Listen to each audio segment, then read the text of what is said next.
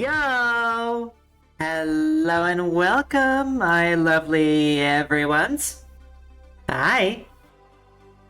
How's your April doing so far? How is everybody? Ayo, ayo, ayo. I thought really long and hard about doing some kind of, you know, gag, a little prank, a little something or other, because it is, the start of April, and, you know, maybe we'll do it, maybe we won't, I don't know, kinda depends. How is everyone today? I don't know what Metal Gear Solid music you're talking about, Jazzy, but I'm glad you like it, whatever it is. Hello, hello, hello. Egg, egg, egg, egg, egg, egg, egg. Oh, Are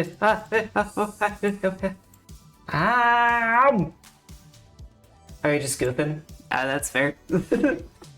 Everybody's allowed to do a little goofing though. Wait a minute. Why does this egg taste like concrete? Tell me. Who fed me a Rizu? Why'd you feed me a fake concrete egg? Good thing it was still wet, or it would have hurt my little teethers. How dare! I'm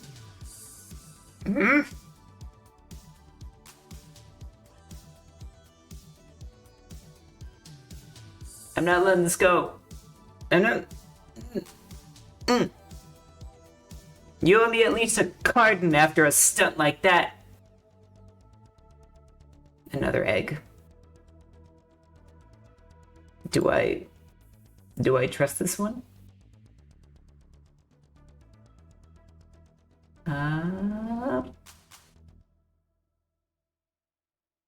It speared right before I got it. That was the most taunting, tantalizing thing possible. I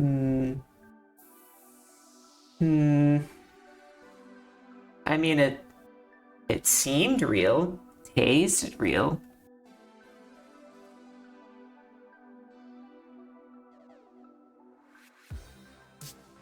Oh wait, you're blaming the fake. Okay. Yum yum yum yum yum yum yum. Okay. Yeah, I believe you. That's a real one. Are you blaming Star for your little fake egg prank? Did Lance come from an egg?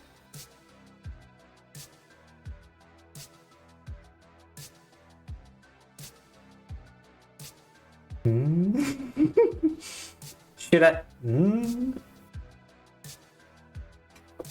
I don't know if I should answer that. Is what I was gonna say until Rizu answered it for me. Yeah. Lance is a special pal. A pal, come on. Oh, did you guys? Oh my god. Did you guys hear about the Pal World dating sim that they're gonna be making next year? I'm actually a little sad it didn't come out this year. I was actually like, I totally would be streaming that right now because it would have been hilarious. But no, we're gonna have to go without that. No goofs, no gaffs. Or isn't it like a goof or a gaff? Maybe.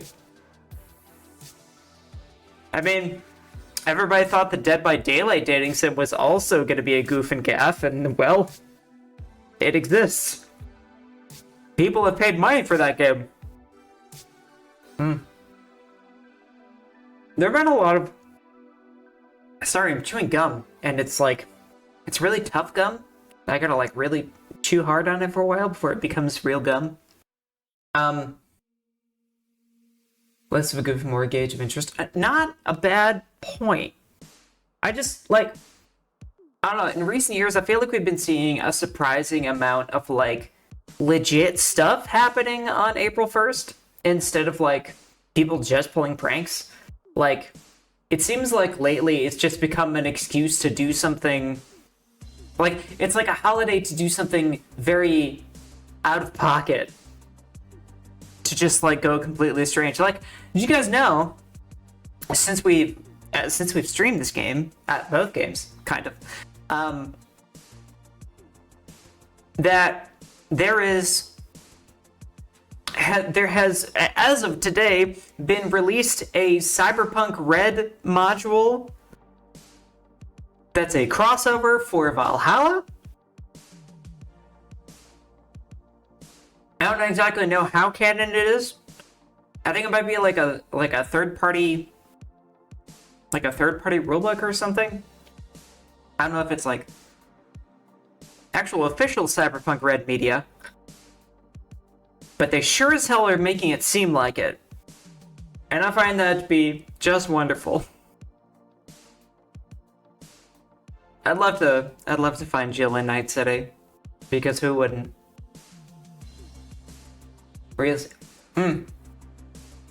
Yeah. April 1st seems like a good opportunity to just kind of like let out your weird and just see how people like it. Because like, man, this gum is fighting me. Because you kind of, what if all the characters are new Cyber Psycho missions? Oh no! I don't wanna try and fight. I don't wanna fight Dana. She'll kick my ass.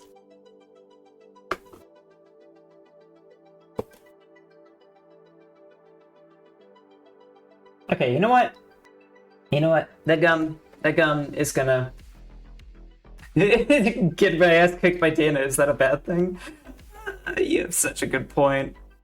You make a very good point. I guess in that perspective, then Gil must be pretty lucky. You know, getting suplexed by her on a regular basis. There are people who are into that.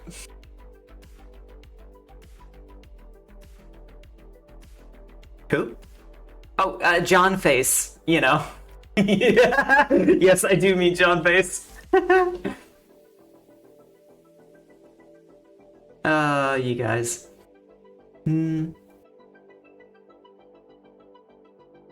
Alright. Well.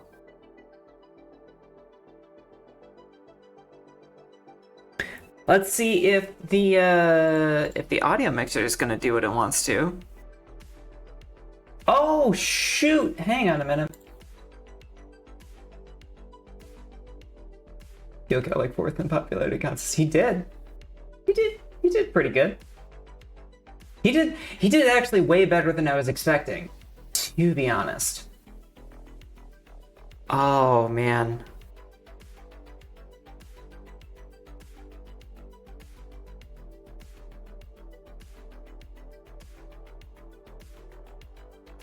Hang on, we're having some we'll say technical difficulties here.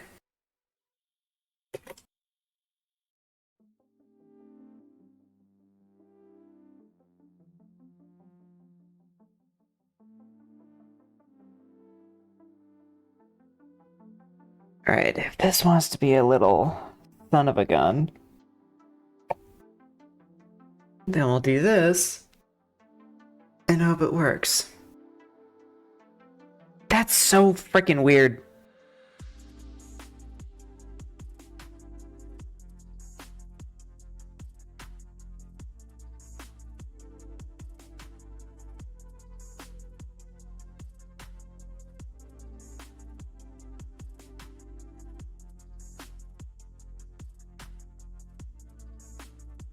Okay. Oh. The plot thickens. Alright. Ah, there we go. I'm a professional, I know what I'm doing.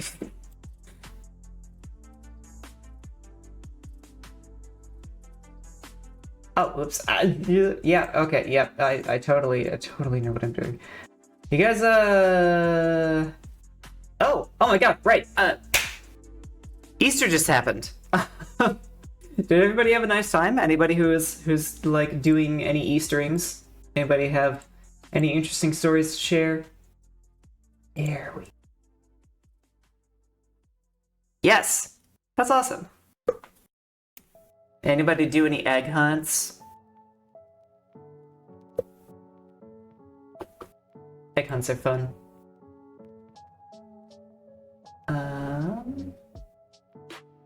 Yay! I am glad 'twas a good time. Find your favorite dark chocolate covered marshmallow eggs. That sounds like, well, we already know this, that you have an incredible sweet tooth that I do not share. So it sounds like something that I would hate, but I am glad that you really like it. We long since... Oh, they come in a little egg carton? That's cute. Jazzy and I have long since resolved that, like, one day we are hopefully going to, like, make sweets together. And I'm pretty sure I'm just going to, like...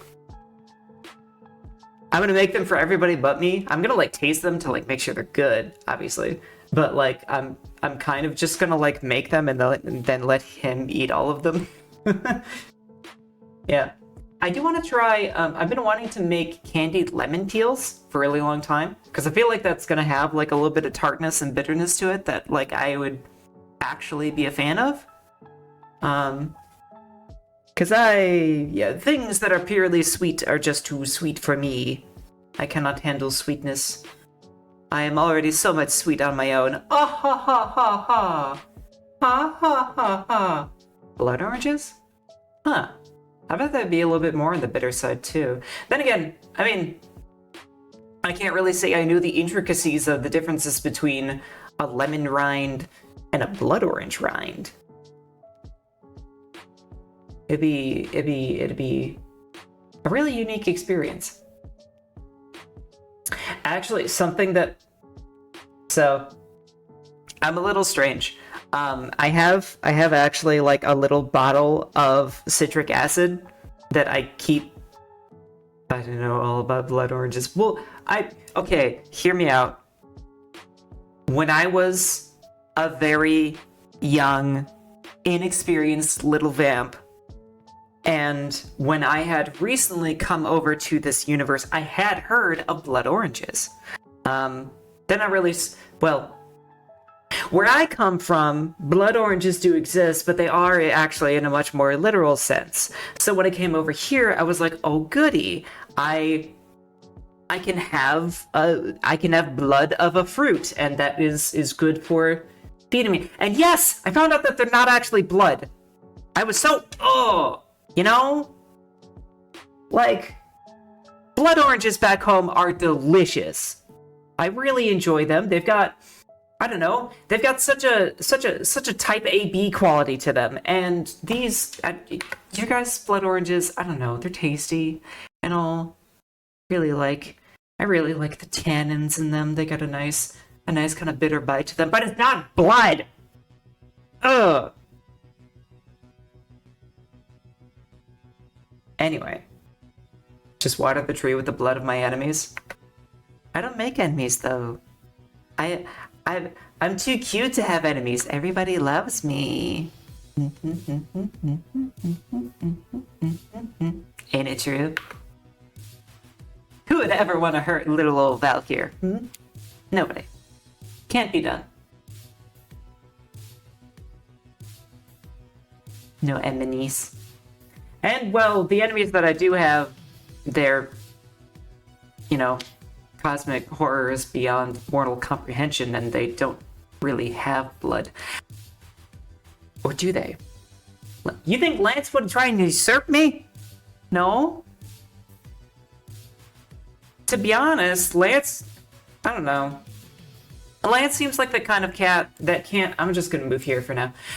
Lance seems the kind of cat that can't really plot my demise, you know, like you know, you would expect with, like, other cats. There's always that meme, but, like, ooh, yes, I am plotting my owner's demise. But, like, Lance would kill me, and then have no idea what to do with himself afterwards.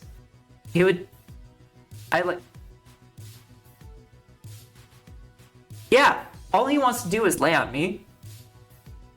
Well, if he lays on me, then I'll just swaddle him, and I'll pet him, and I'll love on him, and I'll kiss his face, and I'll carry him around. But like I said, if he was to kill me, he would just lose his purpose in life. I have never, and I mean never, seen a cat that is more obsessed with a person than this cat is obsessed with me. It's adorable. It's also really frustrating sometimes because, like,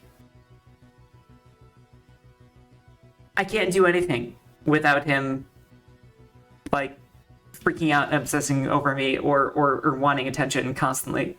Oh, really? Oak is the same way with you, Rainbow. I guess you have talked a little bit about Oak being, like, kind of clingy. I just didn't realize it was, like, Lance levels.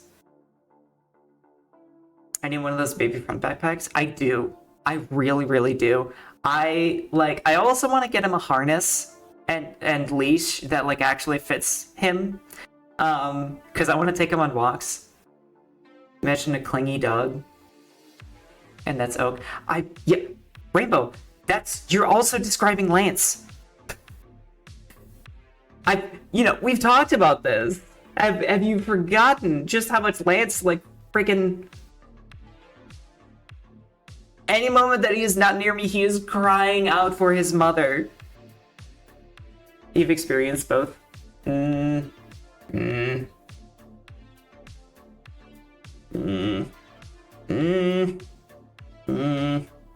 don't know. I haven't been around Oak, but Lance does that too. He is the most headbutty cat I've ever seen. I wish Lance would jump behind me in my chair, actually. Then again, nowadays, I don't know, that's actually, like, something I used to do when I was a kid. Back when, I sat in a normal-sized chair, but I was small. Body slams sound cute. Anyway, when I was really small,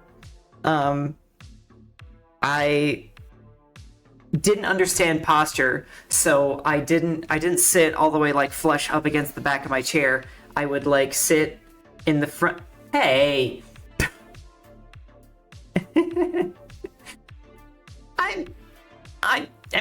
Maybe I'm a different kind of small now, but I'm definitely IRL. I am definitely not a small individual.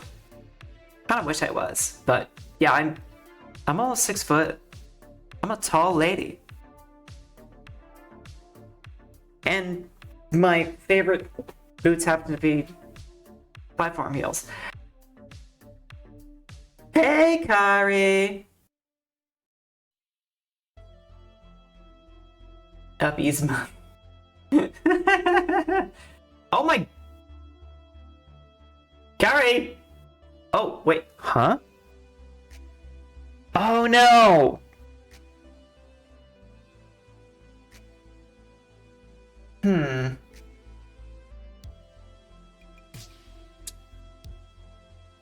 Well, are we in a little bit of a pickle? Because of a bug that I can't do anything about.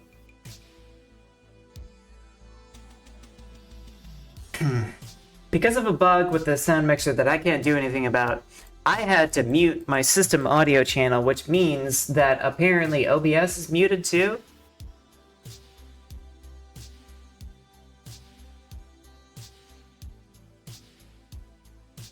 Which... No, it isn't! It's in the wrong channel. What is going on here? Oh my god. Okay, well, Kari, you have forced my hand. I'm going to finally reveal the cards that I am holding. Remember how this stream is for a Citizen Sleeper?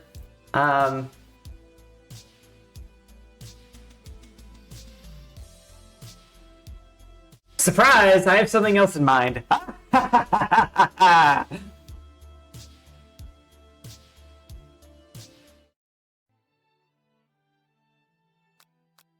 I don't know if you guys have heard of what we're looking at here.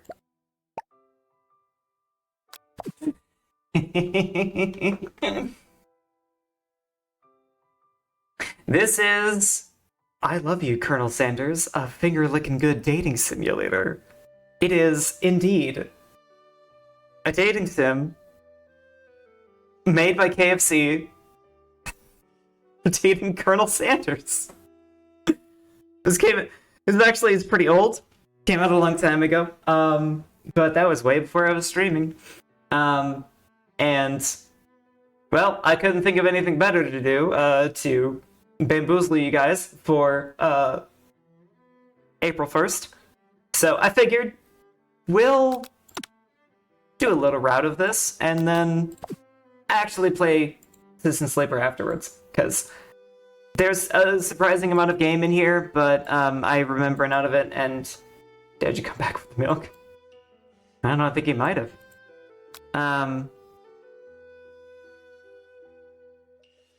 Here we go!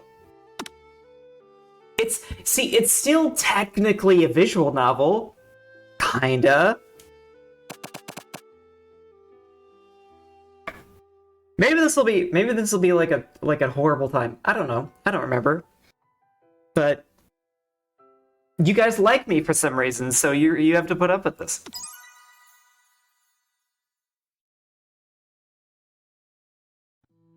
It's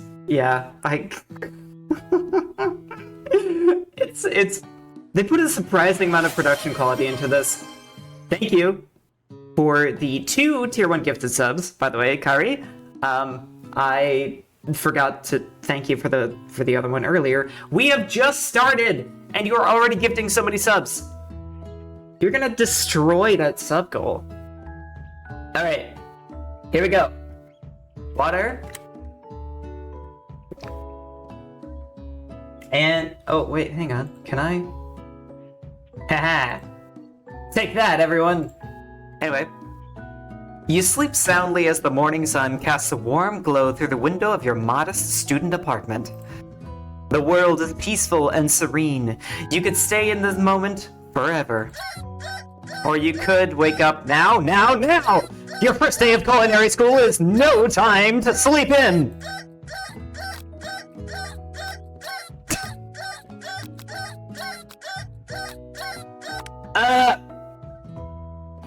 Anything to make that clock shut up. Lying in bed, you stare at the ceiling, thinking about how everything that awaits you at the prestigious University of Cooking School Academy for Learning. Your mind begins to wander. Who will be there? What will you cook? What should you wear? Time begins to fly by, and you find your imagination getting away from you.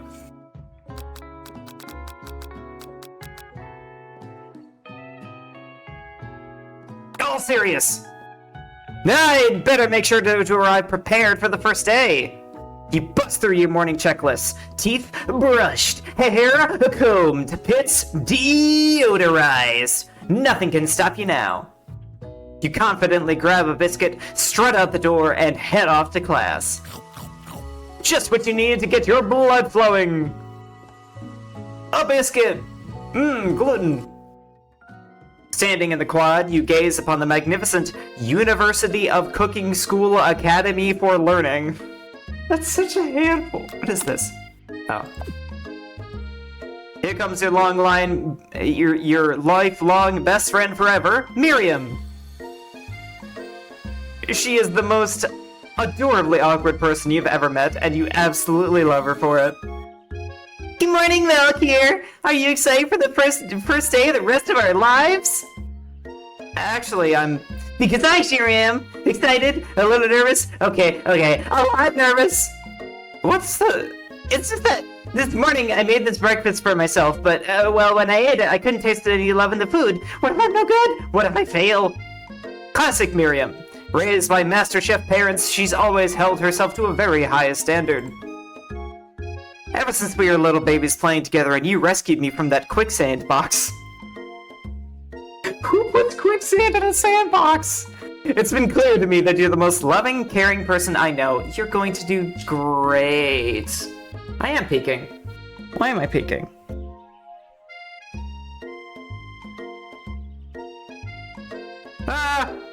Ah! Okay, there we go. With University of Cooking School Academy for Learning's famous 3-day only semesters. Oh, that's how it's gonna go. I'm afraid of being left behind and never catching up. A sweet girl, Miriam has always had the flair for the dramatic.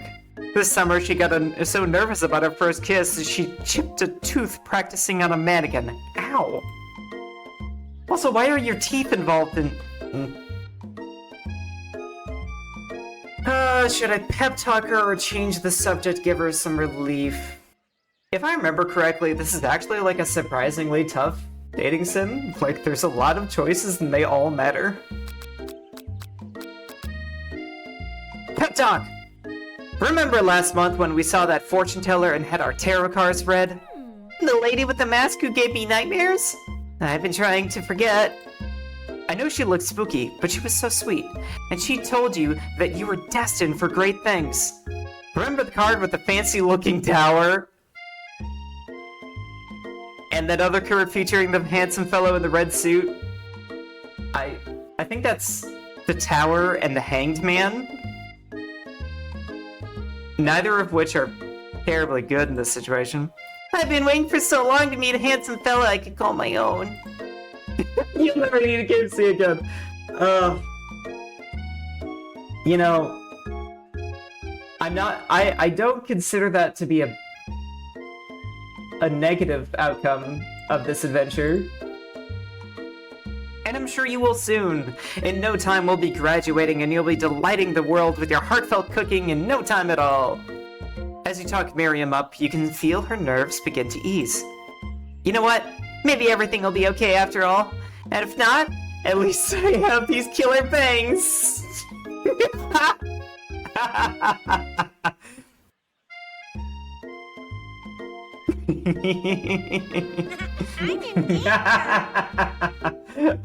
Kari.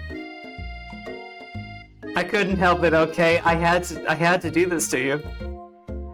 Can you believe I cut them myself? Actually, yeah, kinda. They're a little diagonal, babe.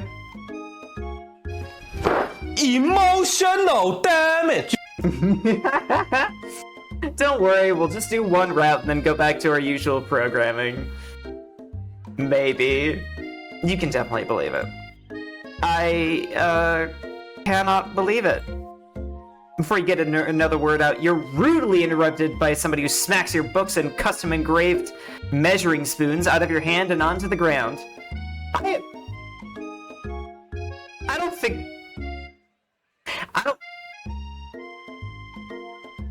think there's enough money in the world that can motivate me to 100% this game. Hey! It's...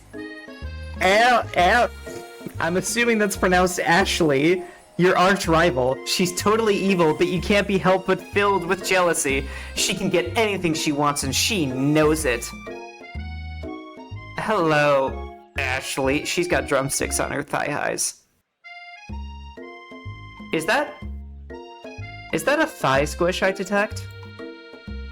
Oh, didn't see their chicken shins. You leave Valkyr's shins alone. They're perfectly normal shins. Ugh, you can't stand Ashley. Even her name is annoying. You know for a fact that it's actually Ashley, but she had to add extra letters to make herself feel better than everyone. You really nailed it, Star. She's got some serious thigh squish going on, but we can't see it. If anyone here knows what perfect shins look like, it's us. We're not gonna let you and your really weird insults get to us. Across the quad... Oh, you guys are gonna love this. Across the quad, you see Ashley's best friend, Van the Man, has stopped to look at his own reflection in the mirror. His pants are so tight that you can see him casually working out his glutes while he styles his hair. No lie, they're rockin' glutes. Van! You rang!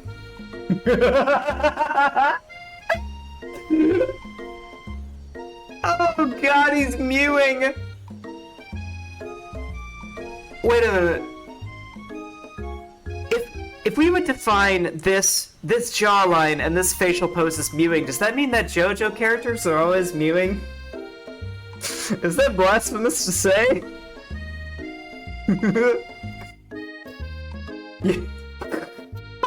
Is Papadour's a star? You've never been sure what their arrangement is, but as long as you've known them, Ashley and Van Van have been just as close as you and Miriam, but substantially more devious. I can't believe that University of Cooking School Academy for Learning would ever allow people like you to attend as students. I know, right? You'd think they would just hand us our diplomas now. Or maybe hire us on as professors. You amateurs could learn a lot from us. I don't think you have ever cooked in your life, sir. Then again, I've seen the character designs in Food Wars. Maybe I should believe it. With the first day of school about to start, there's just not time to properly tell these two off, so you resist the urge. Let's go, Miriam. Psh, see you later, losers.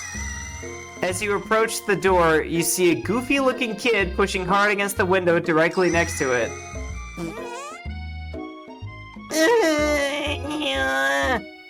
Oopsie. Yeah, hi there. I think it's broken. You reach forward and easily pull the door open. That should do the trick. I love you! I want to set this kid on fire. This creature makes me insanely uncomfortable. I think you mean thank you? My name is Pop. I was named after my Pop. He's old. Could someone like this also be a student at the school? He must be one heck of a chef. Also, his name tag clearly says Bob, but I guess he's reading it upside down. His mustard on his shirt. Yeah. He probably just like, this is probably one of those kids that like carries around whole bottles of that gross yellow mustard and just drinks it. Hang on. Is that juice box just full of mustard? Is this kid currently drinking mustard? He's a very dumb kid. Hi, Pop. I'm Valkyr. So, are you gonna make me hold this door all day? No. And with that, the young man walks into the building ahead of you. Yeah, I don't know. Most regular mustard is like pretty rough. Is it just me, or is he kind of cute? It is just you. It is just you. There was something wrong with you, Miriam. I think it's just you. Yes. Oh God. You both shrug your shoulders before following him into the building. I don't know why, but when we play visual novels like this, I am always perfectly in tune with whatever the protagonist is thinking. I remember I did that with Jill a lot too, where I would like make comments offhandedly and then a moment after Jill was thinking it.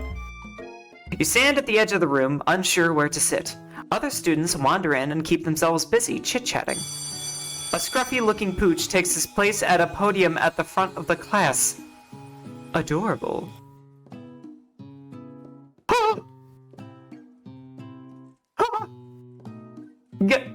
Guys! It's Sprinkles! What? Our teacher's a corgi. What a handsome lad. No, quiet down, everyone. Oh God, you right, the dog has human eyes.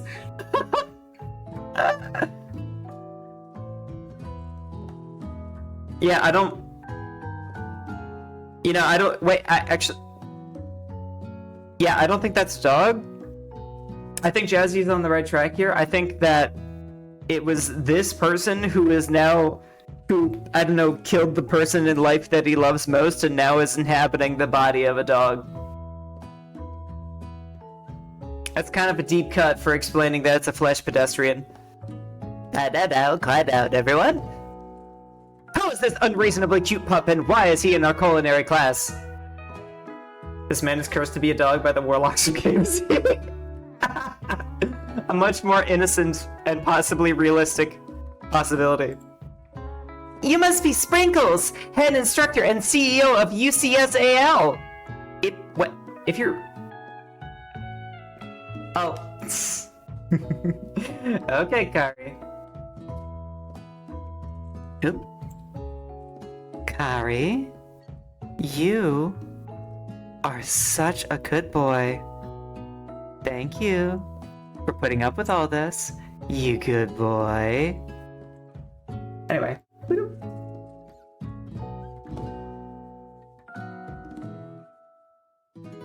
Please, call me Professor Dog. I may be cute and a little fluffy, but I demand respect.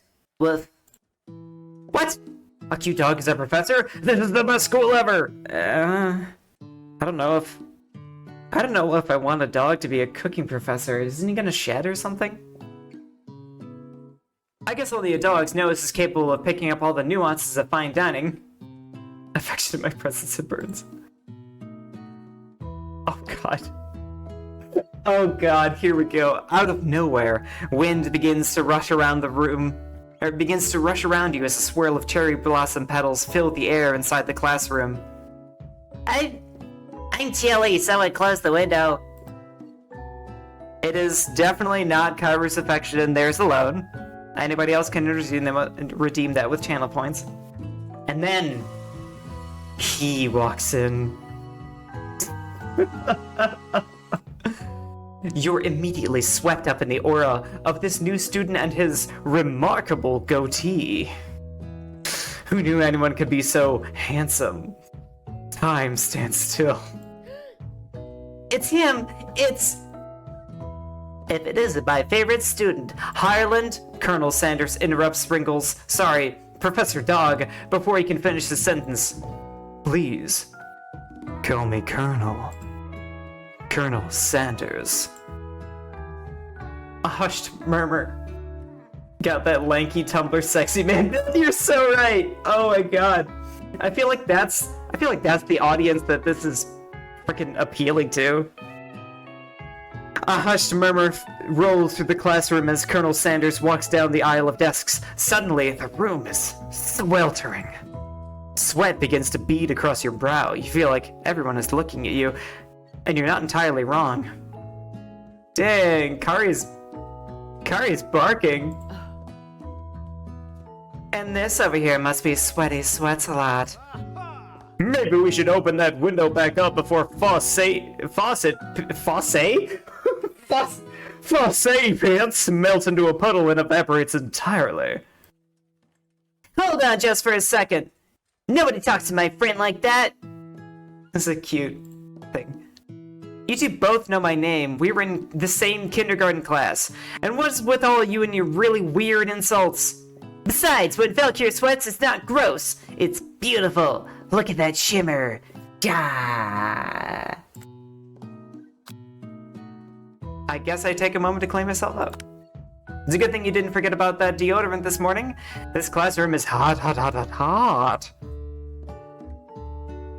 Professor Dog steps in to settle the class down and set some ground rules. Welcome to the University of Cooking School Academy for Learning, the greatest culinary academy in the world. The birthplace of culinary legends past, present, and future. Many challenges await you. There will be tears, there will be blood, there might even be adorable tiny food. And when all is said and done, there will be a battle! You will lift your sporks and compete in the Broom cooking arena! Well, this is a bit like Food Wars. Just then, another student enters the classroom and interrupts the professor's rousing speech. Hi guys. Sorry I'm late. I hope everyone had a good summer. I really miss... Quiet! Late to class is bad enough, but interrupting my monologue? You're on the fast track out of here, young man. Are you sure you're even in the right place? Don't you recognize me? This is my 3rd year in this school with you as my teacher. Everyone stares at him blankly. Does no one remember me? You're expelled if you utter one more word before I finish. This dog sounds more like Steve Buscemi in my head. I wish I could do a Steve Buscemi voice. That would be really funny. Let that be a lesson to you students that tardiness is unacceptable. Even Clank made it here on time, rolling halfway across town on his tiny wheels. You turn to see the student Sprinkles is referencing, who appears to be some sort of industrial kitchen appliance. The class bursts into laughter. Kari, were you like... Didn't you hate this at first and now you want to be a student here? What changed? Oh. It was Colonel Sanders, wasn't it? No, Clegg, you rascal.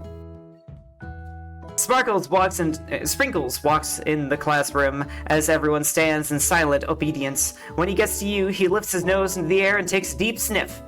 Your diet is lacking. Based on what I'm picking up here, you definitely need a multivitamin. You should be taking better care of yourself.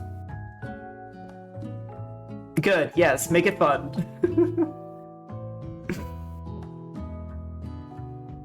You've never had a talking dog as a teacher before, but Sprinkles' reputation for being smart but tough is well known. Your mom. That makes me very happy, Kari. That's actually why I decided to do this, is I figured that, you guys would put up with it for me. You decide to butter him up by giving him a treat from your pocket, but what kind?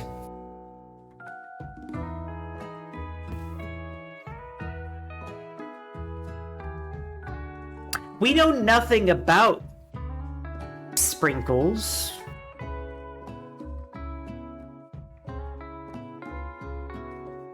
Do we... Hang on, can we... Nope. Wow, that's really something. A dating sim that doesn't let you save scum?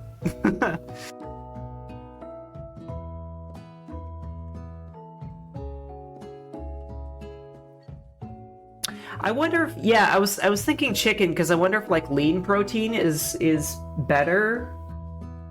That he'll like it more. Or we could just avoid food whatsoever and not risk, like, raising his ire towards... I don't...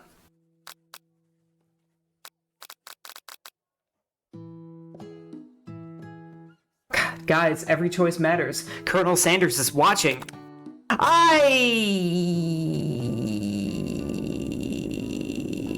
That was a misclick.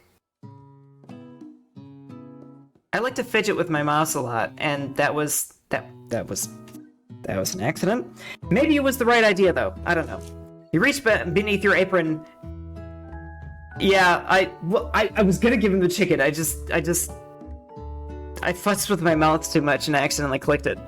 You reach beneath your apron and return with a rubber ball in your hand.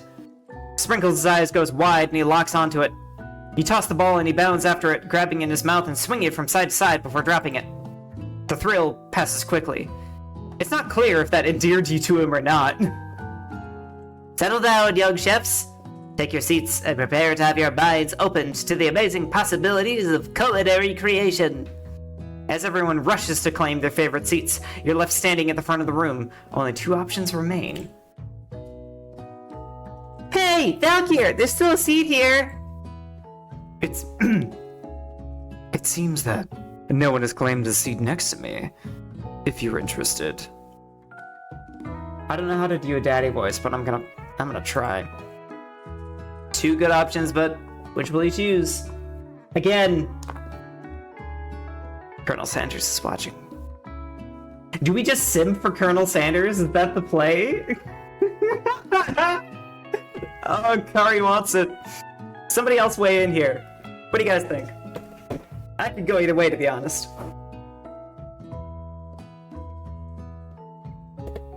If I remember correctly, I do know it's like a bad thing to be too much of a simp. Bark. Everybody, wow. Man, everybody's just throwing Miriam out the window, huh? Oh my god, guys. Okay, fine. You moved to take your seat by Colonel Sanders.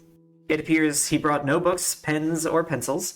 However, his perfect upright posture shows a seriousness that makes you confident in his desire to learn. Thanks for offering me the seat. Femboy route. Is there a femboy route? We haven't seen any femboys. And I'm not a femboy. Or is being a simp the same as being a femboy? I don't understand what you mean by this one. You need a femboy route? Yes. It's kind of weird. This makes me want to play an actual dating sim. I know dating sims and visual novels, those kind of go hand in hand. I find it a little surprising, actually, that we haven't played a single dating sim yet. And they have a special place in my heart.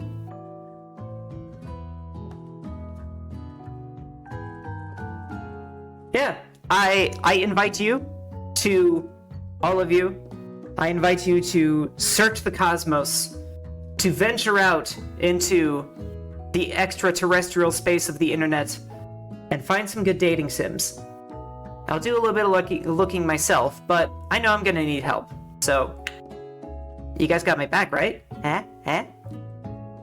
Sucker for Love. Oh, I actually have Sucker for Love installed.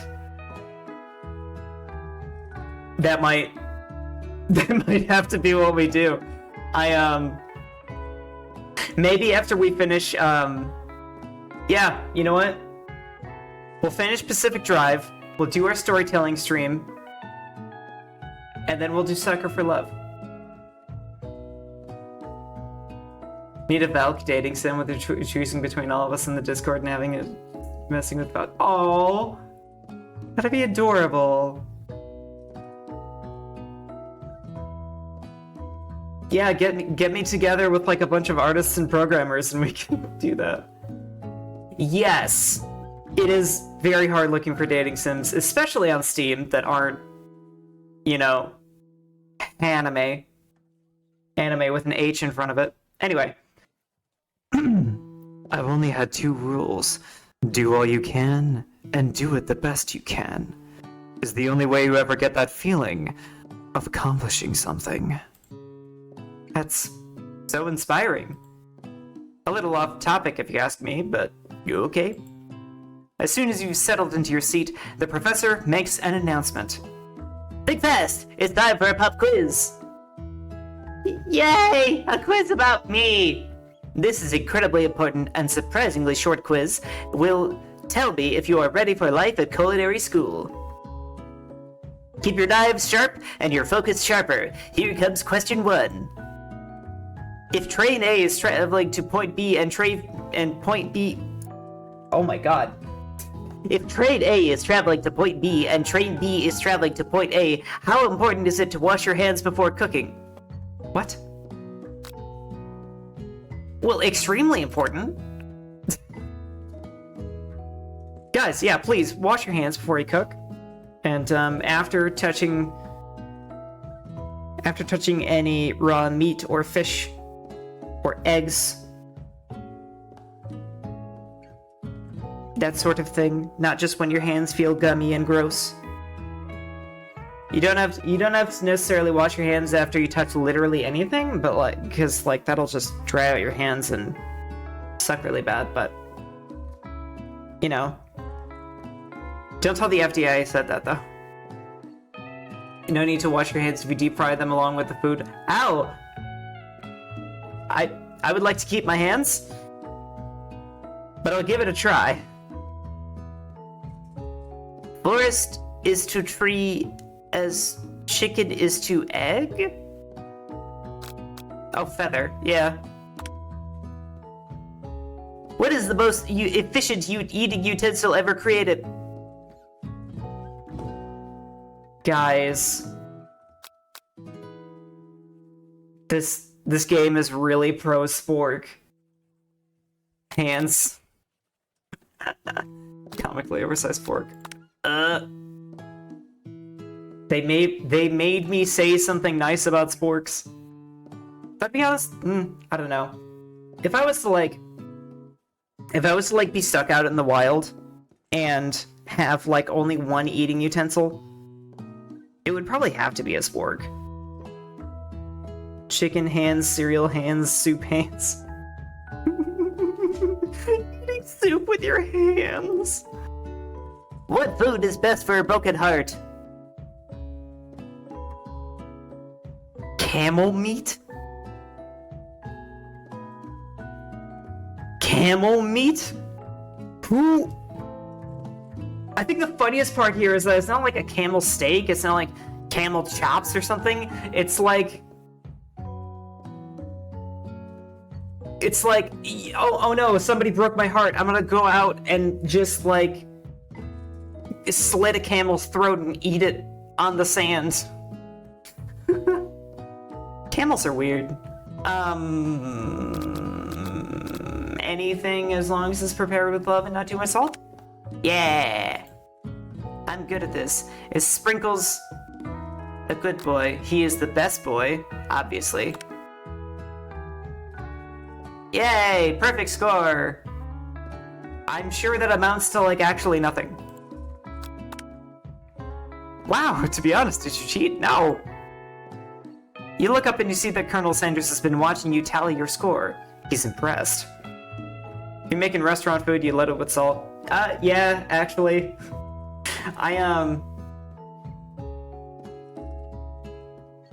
The coolest, like, lesson that I actually learned, that I've been working on applying is to salt your food continuously as you cook, instead of, like, salting at just the beginning or just the end, because it, like, actually spreads out the saltiness, and gives you a much more consistent and even flavor that also maximizes the effectiveness of your salt.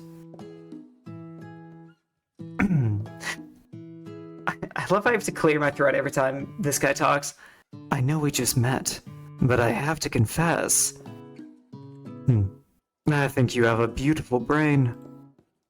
Hot diggity, Valkyr! You just scored some major Colonel Sanders points with that performance. May I have your attention, students? I have an important announcement to make. Time for lunch! Wow! This cafeteria is as nice as any restaurant you've ever eaten at. I thought it was just gonna say, like, it's as nice as any cafeteria you've eaten at, like, oh yeah, of all the cafeterias, this is one of them. It makes sense that a school dedicated to cooking would also be serious about eating. A delicious fragrance wafts through the room and tickles the end of your nose. Your mouth waters. Do you smell that? Must be our lunch. It smells crazy good. Everyone, can I have your attention? Is it about lunch?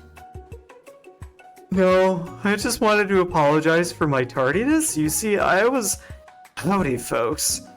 I'd like to make an announcement. Hey, It's about lunch. Everyone cheers! But Shh! Lunch! She said sheesh! In honor of the new semester, I have prepared something special to share with everyone for lunch. That must be the smell I smelled! Indeed, that smell. You hold your breath, waiting to see what food this mysterious student has created. You heard he's very talented, but were the rumors true? If I remember correctly, this whole game was a publicity stunt to market a food thing? Is this? Colonel Sanders lifts a large bucket above his head. Its contents glimmer in the light. Piled high are huge pieces of chicken, breaded and fried to a crispy golden finish. The aroma envelops you, and you begin to feel warm and safe. Colonel Sanders has filled a bucket with chicken? What a novel concept. Your stomach begins to grumble as if to say, stop thinking and start eating. For years, I've been developing a secret recipe for the perfect fried chicken. By my calculation, nothing less than 11 herbs and spices are required to achieve the perfect balance of flavors. You look around and notice that every other student has a pen and paper and is scribbling notes as fast as they can. But that's all I'll say about that. What? You think we want your stupid recipe, dude? Pshaw! Nah, my dude, nah. I'm just, drafting my last will and testament in case, one of those ingredients is, poison. Got him. He looks around nervously to see if anyone is laughing at his sick burn. Oh, that face! You wait to see what Zinger Ashley is prepared to follow up, but she suddenly takes a different approach. Yeah, and I was just like, writing my diary. Dear diary, today I smelled something beautiful. I knew at that moment that only the hands of a true gentleman could fry chicken so tender. You see her body language change from bitter and evil to sweet and innocent as she slides closer to Colonel Sanders. She realizes that he is destined for greatness and fame with cooking skills like his. She wants him all to herself. Oh, please. Well, Van the Man. If you don't want any, I'll take his. Whoa, hold on. I guess I'll try it. He takes one bite, and his eyes go wide. He starts contorting his face as he tries to hold in his pure exhilaration and act unimpressed. Easy now. There's enough for everyone. Please, my fellow classmates, dig in. You take one of the pieces of fried chicken out of his bucket and sink your teeth into it. It's amazing! Not really, it's alright. Tasting Colonel Sanders' food transports you to another dimension. Oh, God. Alone with your taste buds, gripping a drumstick in your hand, you float weightlessly. I'm going to meditate and identify every flavor. You let the food rest in your mouth and focus on it, scrutinizing every flavor. Salt? Maybe. Pepper? Too obvious. Oregano? Basil? Maybe. But there's something else. Something dark. Something spicy. You dig deeper. Deeper. Deeper. Yes, even deeper still. Until you find it. Could it be... Huh?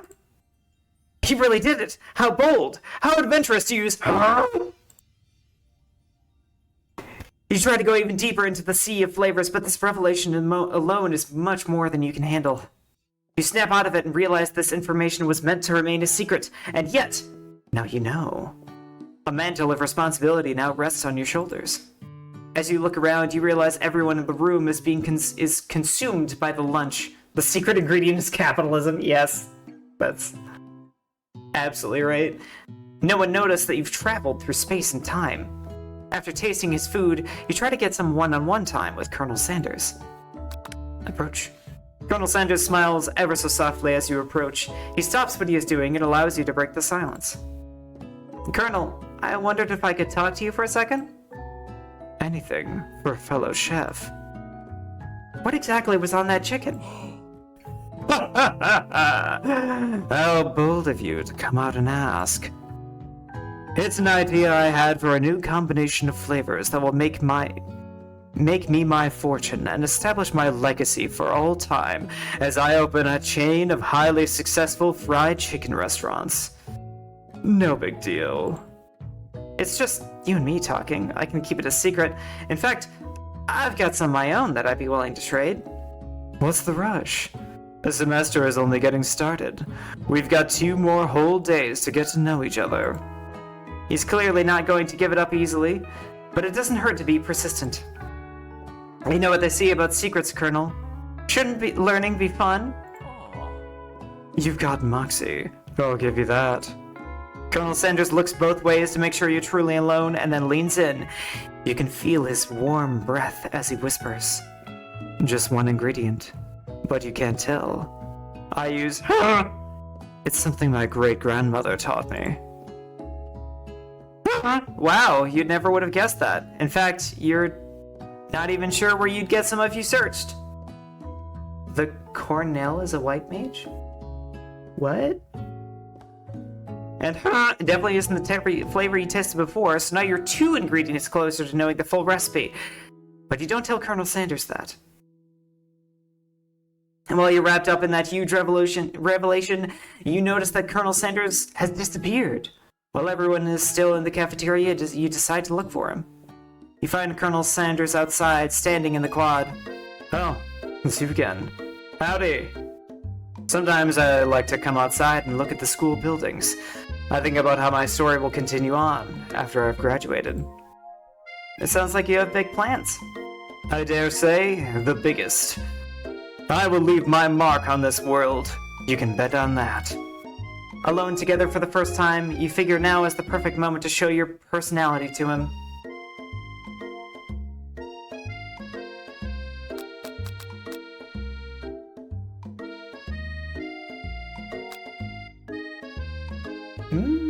I'm gonna be modest and thoughtful. Well, I just wanted to tell you that I really enjoyed your food. Now you've got his attention. The flavors were complex but comforting. The interplay between salty, savory, and peppery, it was perfect. I hate that the game is... I don't know why the part of this that pisses me off the most is talking up KFC. Because KFC is kind of mid. It is definitely not Citizen Sleeper. We're having a little goof.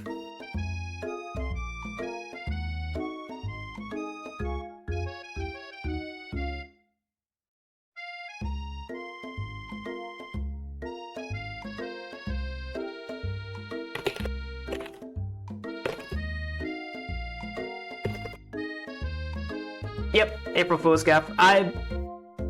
I'm getting close to getting sick of this, so we might switch back to Citizen Sleeper before we finish the route, but also this might be kind of fast, I don't know.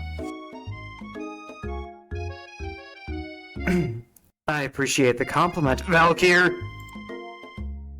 I'm sure you'll be a big success. I know we've only met today, but I'm starting to get the same feeling about you. You're playing Alpha Centauri?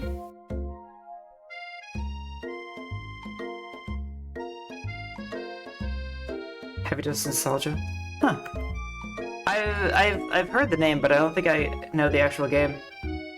They should make another dating sim, but like this, but it's every fast food mascot. That would be kind of fun, actually. I feel like when this came out, there was a lot of people talking about doing that. We should head back inside. The next lesson starts soon. You step into the massive cooking arena, where the afternoon lesson will take place. Each student gets an oven and all the tools and ingredients they could need. This looks like a...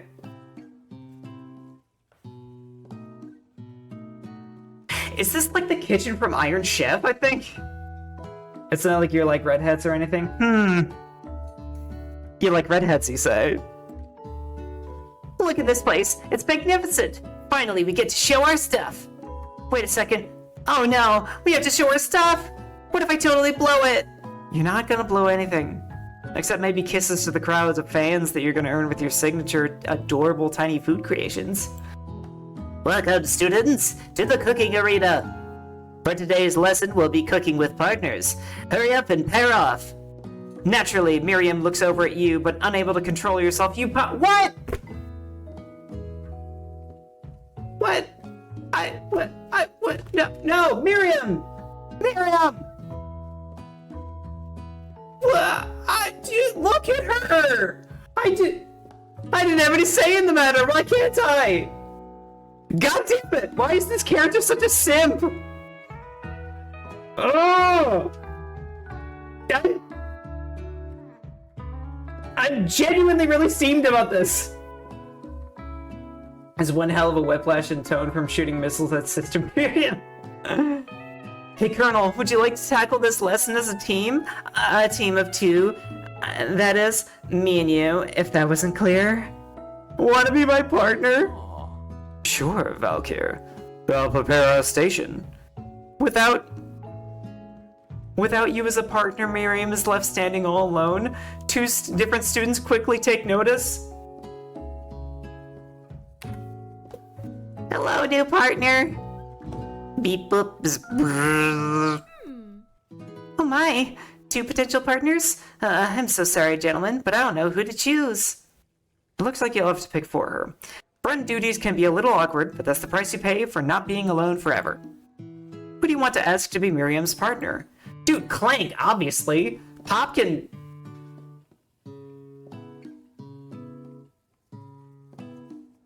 I'm nervous to allow Pop near a fryer. Sorry, Pop, but I think Miriam will be partnering with Clank today. It's okay, I already ate. It's not entirely clear if Pop has any idea what the point of school even is at this juncture. Clank is clearly excited to have some attention. He heats up and begins to roll back and forth. Aw. Clank is a good boy. Warp, warp, warp. Hold on there, fella.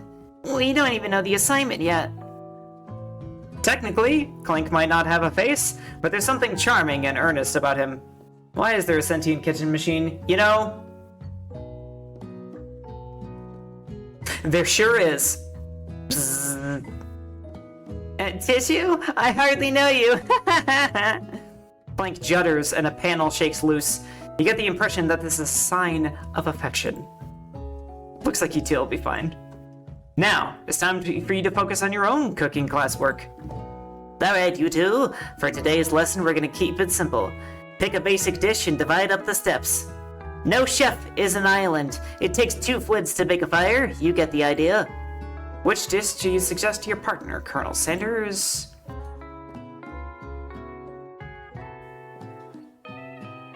Oh, mashed potatoes and gravy? Totally. I've always been something of a down-home chef. I was thinking we could make something warm, comforting, inviting. Maybe mashed potatoes and gravy? I couldn't imagine one without the other. Colonel Sanders casts a coy look at you, causing your whole face to go beet red. Embarrassed, you quickly turn away. Oh no. I'll go get the potatoes! No, please, let me. Picking perfect produce is a passion of mine. Looks like things are getting pretty fresh around here. Does someone have a crush on Colonel Sanders? We're just cooking partners. Mind your own business. Sanders' heart is my business. You better keep your fingers off my man. You know, it is a shame that you're such a bitch for how thick you are. Did someone call for me? No, geez, Van. All over here crushing Valkyr's dreams. You're supposed to be taking care of our classwork. That was the deal, remember? God, she got crazy eyes. Colonel Sanders returns, arms full of peeled potatoes. Why did the music change? Arms full of peeled potatoes. He tosses them into boiling water and turns attention to you and your old friends. Oh, howdy there. Ashley? Van? Are we working in a quartet instead of a duet now? Actually, no. It looks like Valkyr was struggling, so we offered to give them a hand. You know how it is. Young amateur chefs need lots of mentoring. This game is really confusing. I was going to say, Colonel Sanders, maybe I could also teach you a thing or two about fancy food. Maybe one day you'll be able to get up to my level. Doubt it. Don't be rude, Van. Personally, I have no doubts whatsoever about Colonel Sanders' ability to concoct creations worthy of admiration. After all, your fried chicken was quite spectacular. But Colonel, if you ask me, I might make a better partner for you than this thing that has positioned itself at your station. I can't hear myself think. Don't you feel deep down that we cast complementary shadows? We fit together like a thigh and a drumstick, if it just makes sense. Nothing about this makes any sense, but one thing is clear. She's coming for Colonel if you don't watch out. Ashley is really going at you hard. You need to ask for some backup here before things get ugly. Yeah, he just cooks fried chicken. It's like not even that good. It's like acceptable. It's just mid-fried chicken.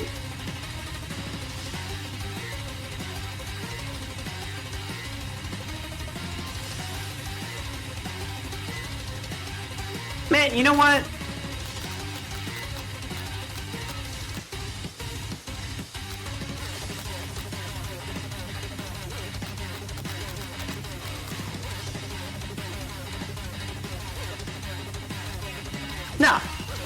Miriam, help me out. You turn to Miriam, and as soon as you find her, she senses it and looks back.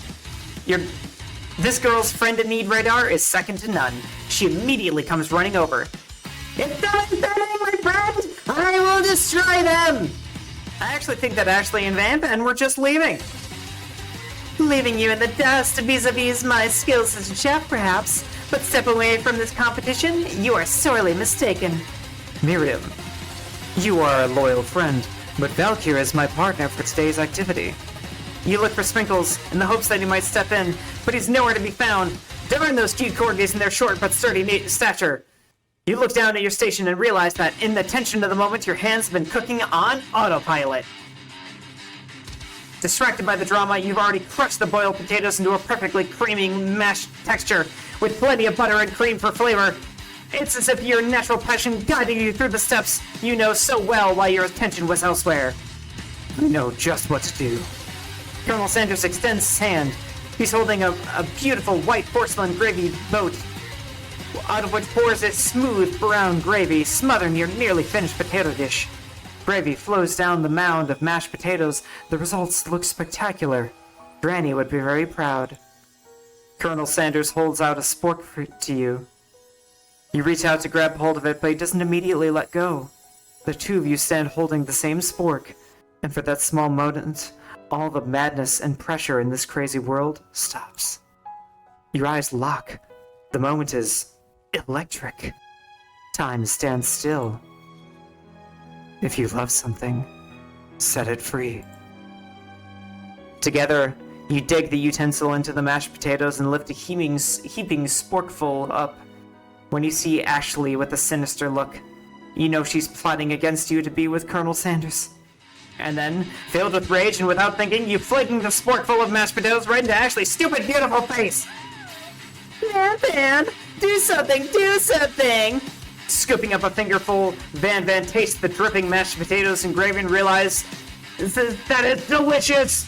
Horrified by this revelation, he slinks away. Will he ever be able to cook something with so much love and integrity? Hold it right there, Valkyr. We do not waste food in the broom cooking arena. Colonel Sanders, I expect better from you. If you throw one more spoonful, you better be prepared to eat it from wherever it lands. Can I ask Potato's face? Van rushes over, a covered dish in his hand. Mashed potatoes and gravy? Pathetic. In just a few minutes, I prepared a full meal. Gaze upon my specialty, braised tentacle of octopus in my silky saltwater sauce, plated on a battle axe forged by my supreme chef sisters.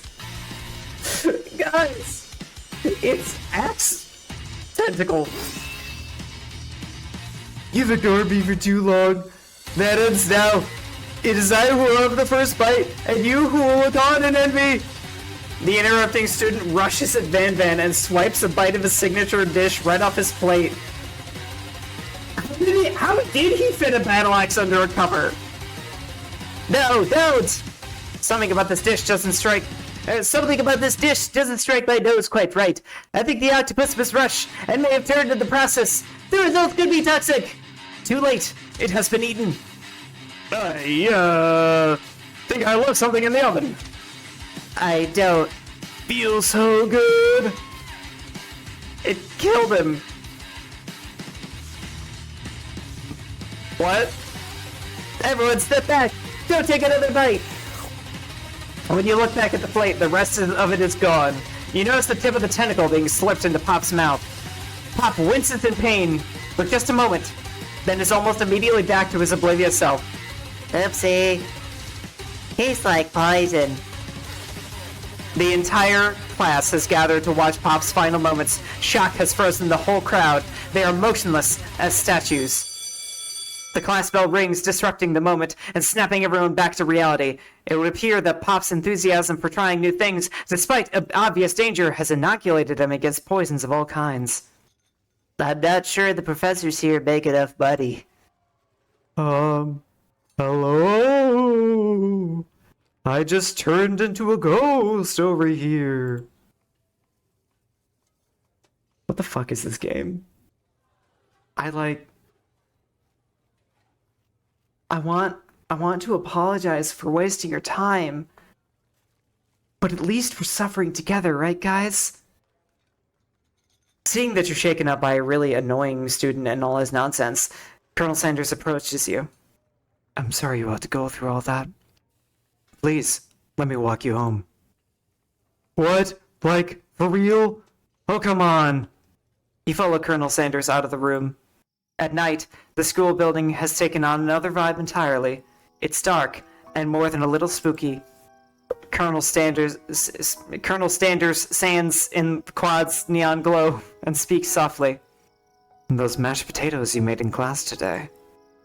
Before you go on, I want you to know, they're not a great representation of my skills. I didn't even realize I was making them. They were amazing. Tasting them, it reminded me why I became so passionate about food to begin with. Colonel Sanders is getting choked up. Cooking is obviously important to him in a way that you find inspiring. Now might be the perfect time to tell him that you're developing feelings for him. Colonel Sanders? Yes? Valkyr? There's something I need to tell you. Hold it right there. What the fuck you want? There's something I need to tell you first. Oh, jeez. You see, when I was just a boy, I had a dream that one day I would be on the greatest chef the world's ever seen. And every day since, I've been working toward that dream day and night. Never stopping, never resting, also lifting a lot of weights, like so many weights. We should follow our dreams with all of our hearts, that our souls may grant them like wishes floating on a shooting star. Hey, no, you, shut up! I'm the one here to say inspirational stuff and be the star of the story. Are we forgetting that your cooking literally killed a guy? You can't prove that! I also saw you kill that guy. What was his name? Somewhere in the distance you hear a long, sad sigh. Poor ghost.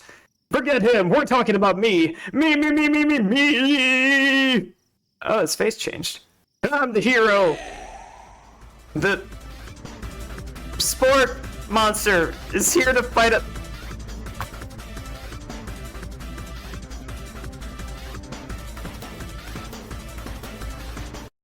I'm done. I'm done. That's... that's enough. I think the joke has gone on long enough.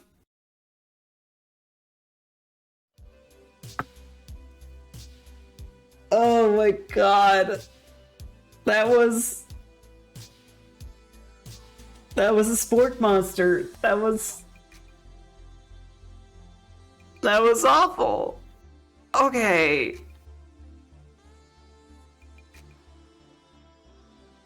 Where's Citizen Sleeper? I need this in my life right now. Oh, I gotta move to the other side.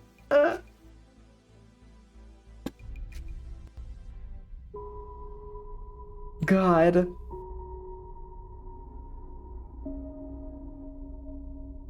Okay.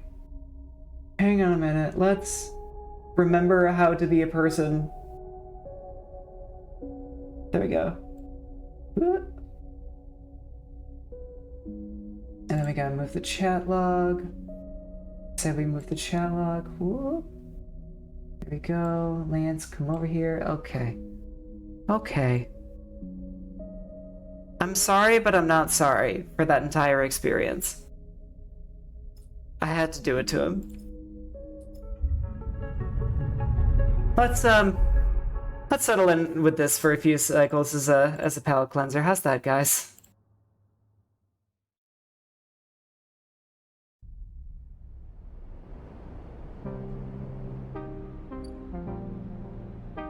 So, right. We're growing things in the aviary.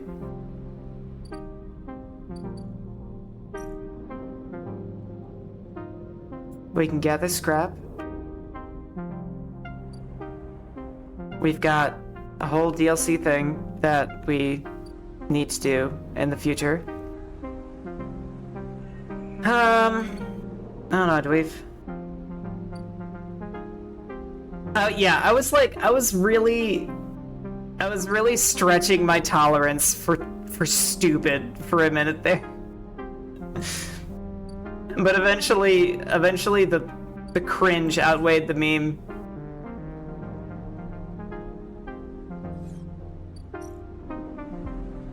Alright. Let's get some scrappo, shall we?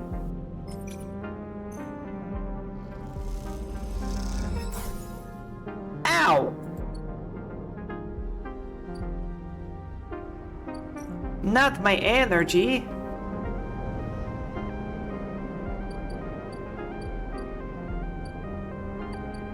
Okay. Let's get us some fungus.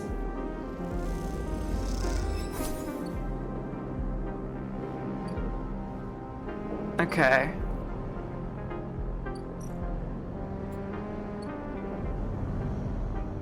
So I'm assuming that basically everything that we really need to do right now is relating to the Greenway. Oh shoot, we could have stolen some food. Dang. I keep forgetting we can do that. Not that we, like, really need to save the money. Let's see, we have 3 pieces of scrap. Yeah! Ow! Oh my god! I'm negative at this time of day? Ugh. Yeah, I haven't explored the hub yet.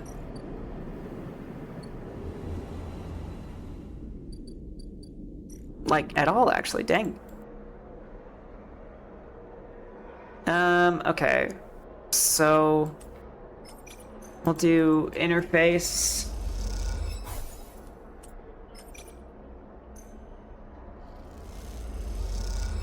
Let's just throw dice at the problem. Hey! I love interface. Ooh, gimbal lounge. Buy a spacer meal. The gimbal sells itself on its spinning sphere, which claims to produce therapeutic gravitational effects. It doesn't, but they sell food. That's totally real. Okay, I think we're gonna have to use our stabilizer now because that condition hit we took. Wait, didn't we use stabilizer last time we... Weird. Yeah, we don't have enough scrap to self-repair ourselves out of losing dice, so I'm just gonna do this. And cycle. Guys, we're not being tracked by the evil corporation anymore. We can do whatever we want now. We're free. Free.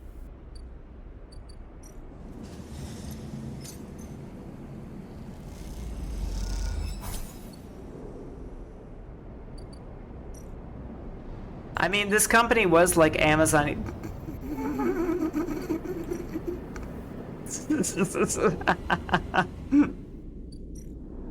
It's okay, Jeff isn't watching.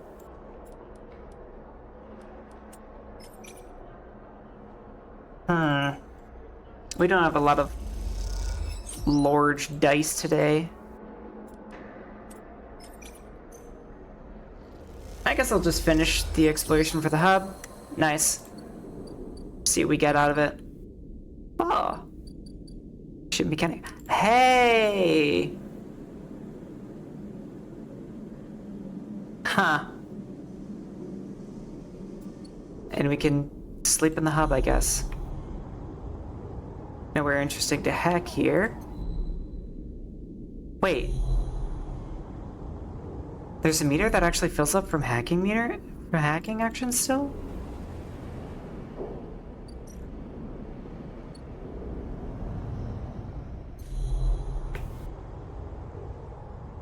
But wait, it's only in the hub?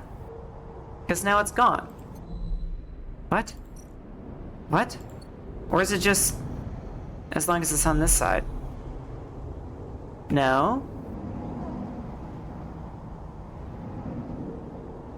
You guys see that, right? There's like a... There's a clock here.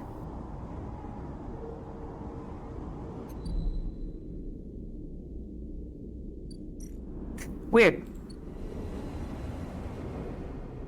Well, at any rate, let's do some hacking. Huh?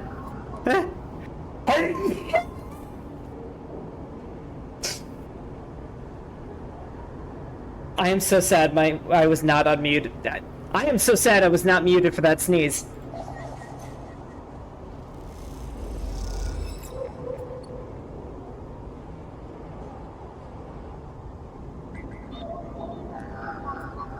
Alright, we need Havenage. It wasn't cute. It was stupid.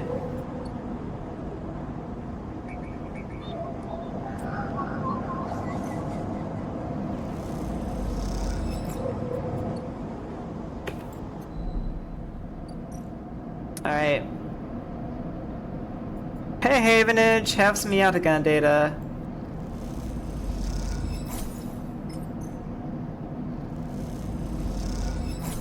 Thanks guys, you paid for my meal today. Wait. Oh man.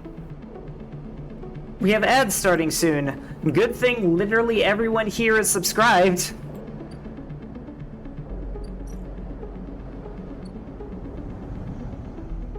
Ain't that fortunate? Ah, right, we have to go do the scene and meet this person.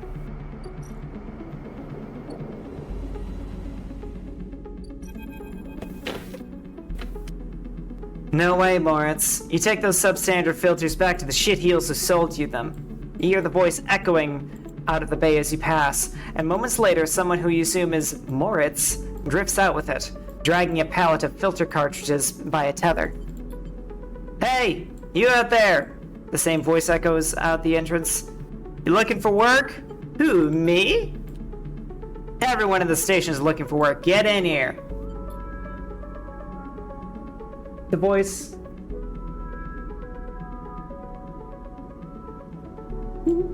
Okay. The voice is coming from someone shorter than you expected. She's floating in the microgravity of the docking bay beside a half-deconstructed life support unit that looks like it might have exploded at some point. She points a wrench in your direction. You know anything about these things? She doesn't wait for an answer. Scratch that, just help me with the casing. Alright then. She deftly moves around the unit, making space for you besides the central seam and the dented case. Just take a grip here and lift it out and up, and then I can get in and unbolt it. She whacks the unit with a wrench. Whole thing is twisted to shit.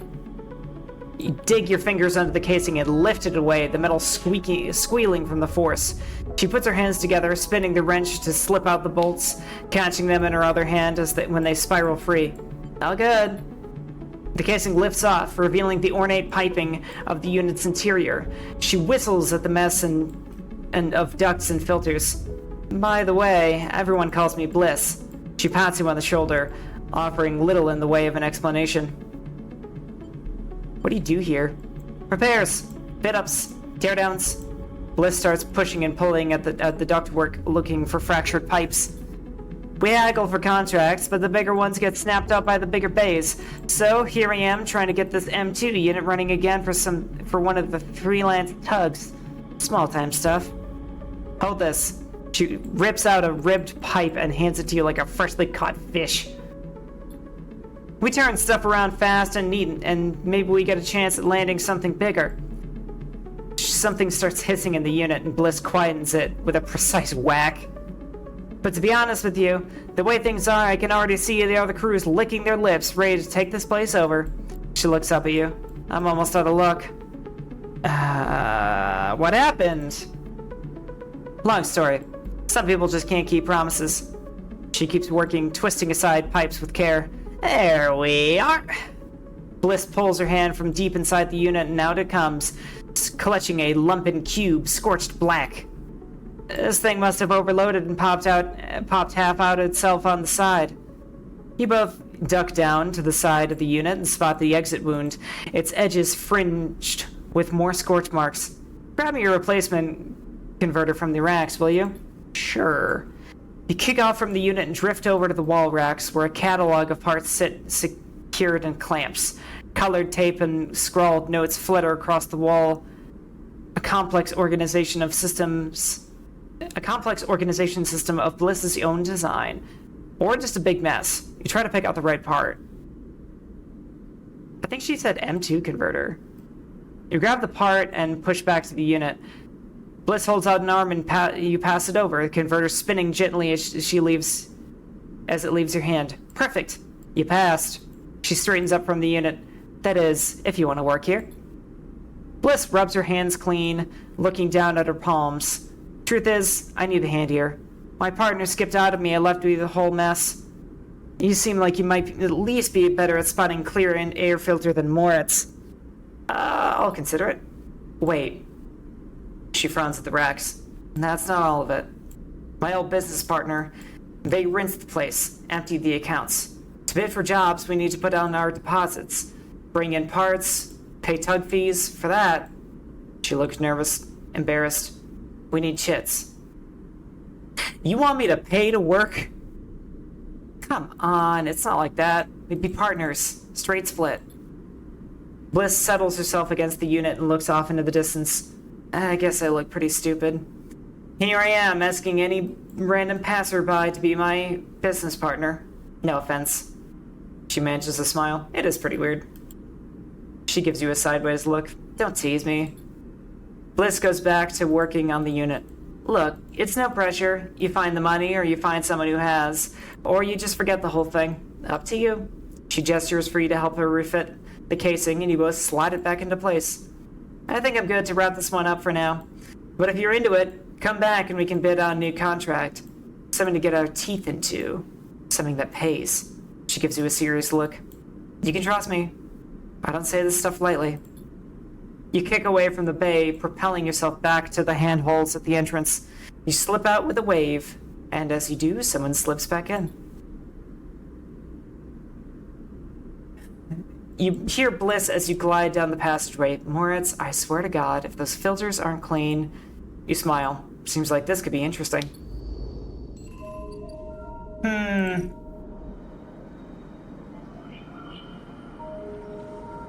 Ha! I like how I can haggle for the investment. Alright. I'll be honest, I don't know how much I want to be taking on, like, whole new storylines right now. I really want to focus on wrapping up the stuff that we already have. Because it feels like we're kind of in the latter half of the game anyway.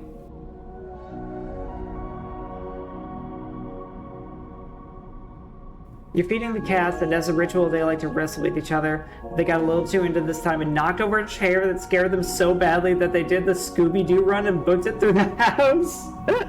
That sounds crazy.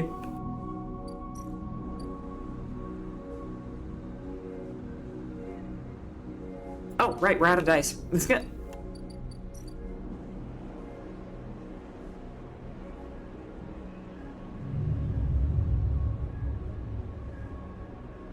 Okay. I'm really the only thing I'm thinking about is trying to find a place to plant that seed. And I'm not seeing a lot of hints.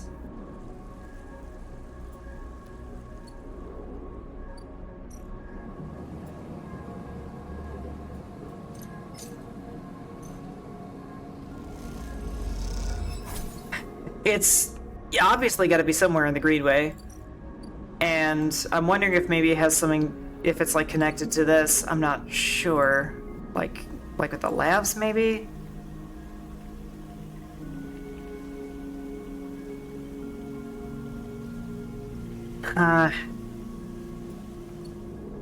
Then again, we can't get very far unless we can forage. Sure, I'll take a hint.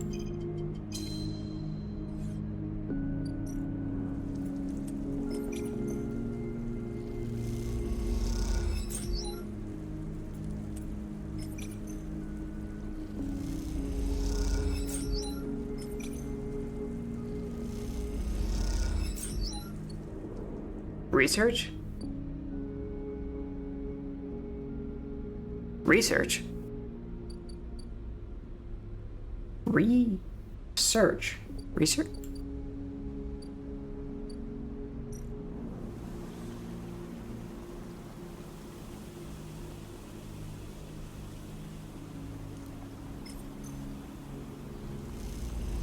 Okay.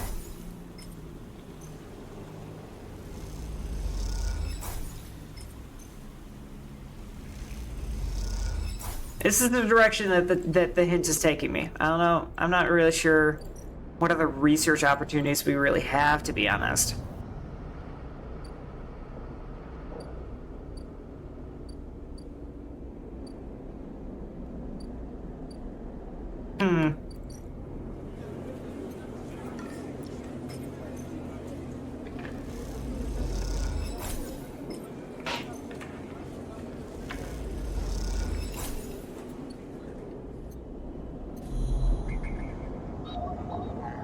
Saving it now. Yatgan takes 1s and 3s.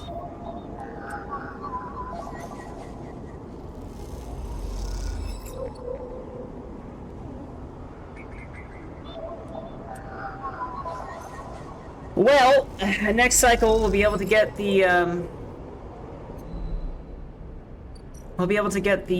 Matsutakes. So we got that to look forward to.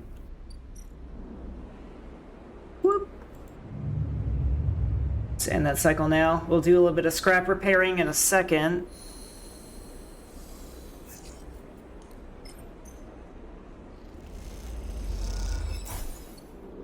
I have to say, I feel like we're living pretty well. Living pretty well.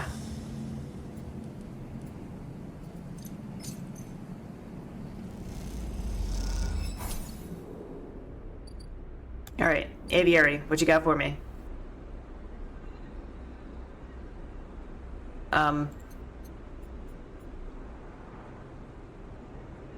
What? Oh, right, harvesting. Oh my god. I didn't even read the action prompt in front of me.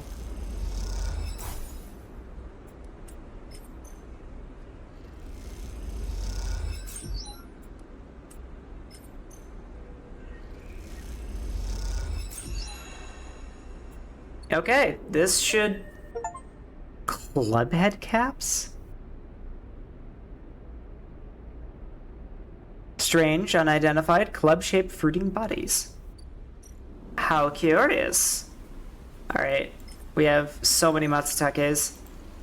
I got a little bit of square brain going on. Oh man, no, we have too many Matsutakes. There's another use for them. Yes! There's a use for them in the hub. I'm gonna wait to see if Rico has, like, any other use for them, though. Rico meets you at the entrance to the lab, leaning on her crutch with a glint in her eye. Walk with me, Sleeper. I'd like to tell you a story. She makes her way down the corridor that leads back up towards the main commune building. When people first crossed what we call the Founder's Gap into the Greenway, they did so against the wishes of Andre Erlin. At the time, Erlin was trying to establish the Union and establish control over the Eye in the wake of Solheim's collapse. It was chaos. Competing factions, failing systems, so many dead and injured from the riots. That was his priority. You both cross through a glass-roofed tunnel. The greenway outside crowded with vines and branches dappling the light. Erlin had written the greenway off. Cut off from the rest of the station and linked to a broken spoke, he claimed it was only a matter of time before everything here would die. He refused to let anyone abandon their duty to the Union and cross. They were traitors to the cause, or good as. Rico continues, making her slow but steady way into the inner gardens of the commune. There weren't many of us, but we believed what was here was worth saving. We had to keep our plans secret until we crossed, and some of us left people behind. She pauses to catch her breath, her voice cracking. It's difficult to know if from effort or emotion. What we found was a disaster, nothing like what you'd see here. Half of the greenway was leaking oxygen into space, the plants flash frozen. The other half was a swamp of mulch, as decaying matter clogged every system. We worked hard, we lost good people, we cleaned up and closed up. but it was never going to be enough. After many, many cycles, we all knew this place was doomed, but we kept on working, talking less and less because we couldn't face it. We all developed a death wish. If the Greenway was to die, so would we. But it didn't die. It did not, Rico smiles. We crossed some invisible boundary, tipped some biological scale, and the Greenway started to recover. Plants flowered, crops sprouted. For the first time, we reaped the fruits of our labor. Rico smiles, looking at you. We thought it was us, that we managed to do just enough to end the cycle of decay. I thought we had saved the Greenway. Until today. You pass into the grow beds of the commune, rich with the hustle and bustle of Haifa employees planting and harvesting. For a while, Rico was quiet, and you simply both observe the hypnotic movements of the work crews, the eager chatter washing over you like a wave. Rico smiles to herself. I should have known, of course, that our arrogance was unfounded. But we needed to believe back then. We needed a myth to bring more people across the gap. You both move into a smaller corridor, Rico following some direction unknown to you. What you've shown me is that, back then, the Greenway saved us, not the other way around. Tell me, have you ever consumed one of the Matsutake or Girol caps you've been growing? Nope. They can be difficult to prepare without proper equipment, she muses. But you should try them. After all, they were designed for you. What? Rico has a mischievous look. At first, I thought it was the location they were grown in that made the mushrooms from the aviary from the labs or from the grove different to each other. But what I have come to understand, that it is the person growing them. The Matsutake and Girol caps you brought me are totally unique, containing compounds usually never found in similar specimens in my possession. Many of these compounds aren't even digestible for humans, but for a sleeper like you. Rico smiles as she leads you into the internal garden of the commune where the Haifa members have planted species from all over the Greenway. This is crazy. Back when the tide turns, when the Greenway started to recover, we all felt something. A response. It was as if this place was not just alive, as a forest is alive, but alive in other ways. Communicative. Responsive. We shrugged it off at the time, but now I understand why. Rico stops and turns to you. This place is responding to us, adapting itself to us. It is growing fruiting bodies for you, for me. It is adapting, changing. It is, in short, displaying all the signs of sentience. It's sentient. Perhaps not the Greenway, but the ecosystem itself, or something within it. Rico sits on a bench within the peaceful gardens and gestures for you to join her. When you have been growing the Girols and Matsutakes in the aviary, those species so familiar to the Greenway, have you discovered any others? Yeah. Rico can barely contain her excitement. I should like to see one. Please, bring me some the next time you are here. You look around the garden, amazed at the sense of peace within it. Rico interrupts the silence. There is a species of mushroom that I haven't seen in years.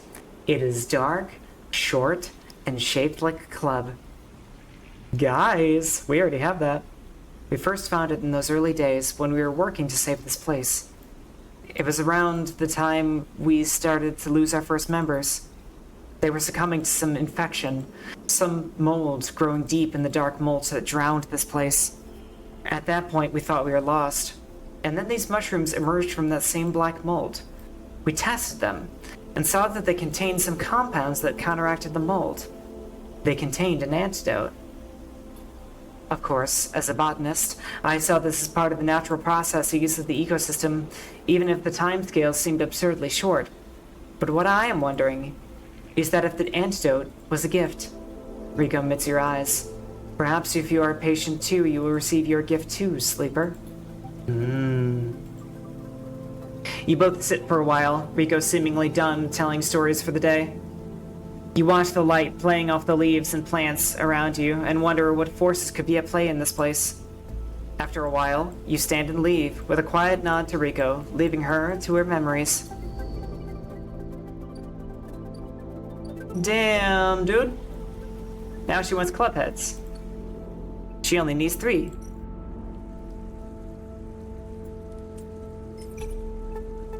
We could probably get some spores, right? Right? Nice. Question is, how much do we need to? I need 3. We've got 2.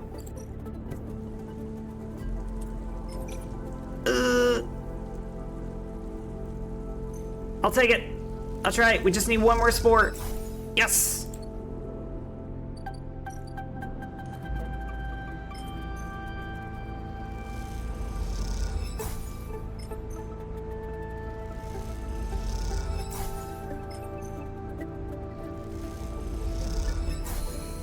Oh god, you guys clip something.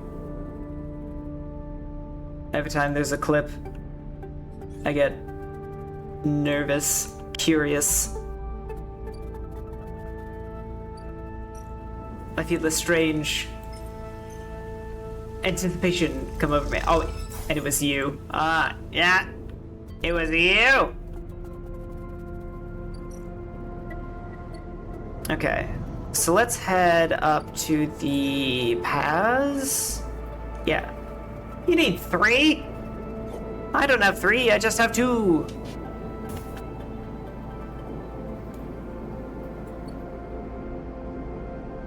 Well.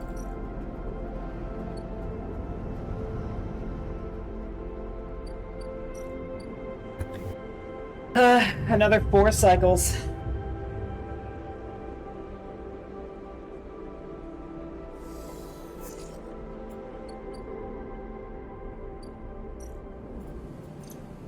Let's get some food in me.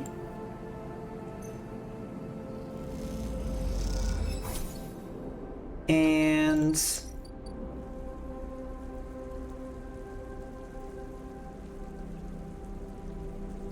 we'll do a little foraging. So we can I don't know, get a little progress with our favorite fungus man. And then we'll get some spores, just because we're going to need them for the next harvest anyway. And let's get some scrap.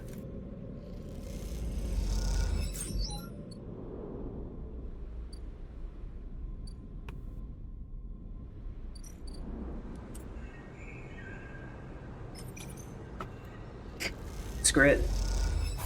We'll progress this clock a little bit. Okay. End cycle.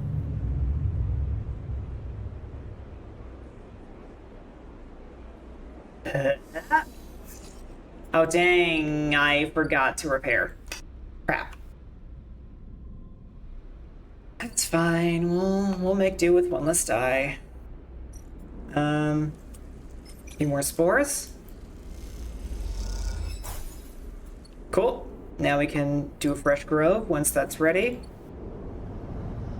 And then let's work on the sidereal.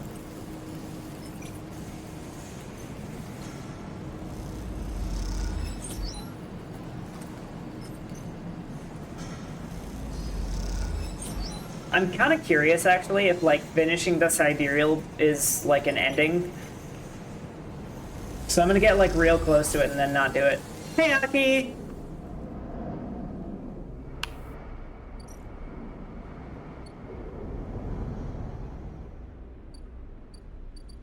How's it going, friend? You missed a fantastic prank gone wrong.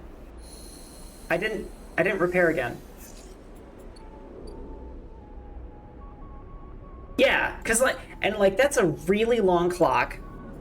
And, you know, we were talking to what's his name? The parents, the dad. We were talking to him about, you know, actually working in the sidereal and, like, helping to complete it so that we can live on the colony ship. And I don't know, something feels really final about that. Leaving the eye. But I wish to divine the eye's secrets. Their proper endings where the game closes the save file. Oh jeez. So like if you get one of these endings, that's basically like you start over, that's it.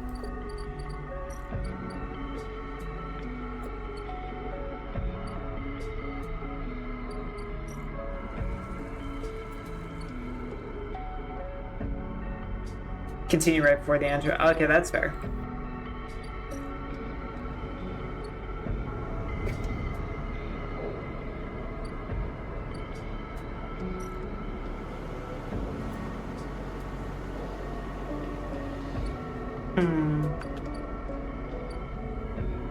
Well, things are alright. That's good, you know. Better than bad, as I like to say. Oh, we already bought all the scrap here? Fair enough. Wait, are you? But I don't want ship mine fragments. Okay. I cannot really think of anything to do, so we're gonna do a couple things over here. We're going to go to the wild margins, and we're going to search for signals.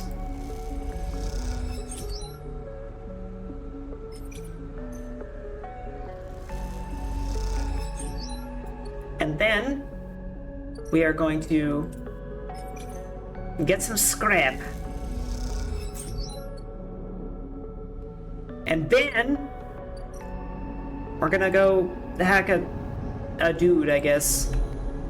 Hey you, give me your lunch money.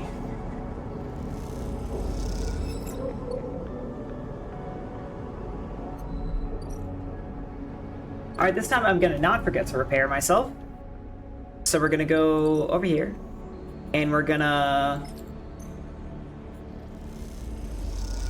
bink and bonk and a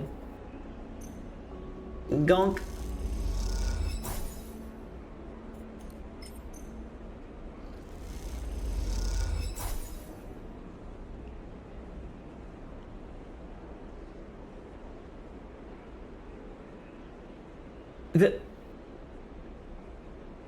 The text there changed.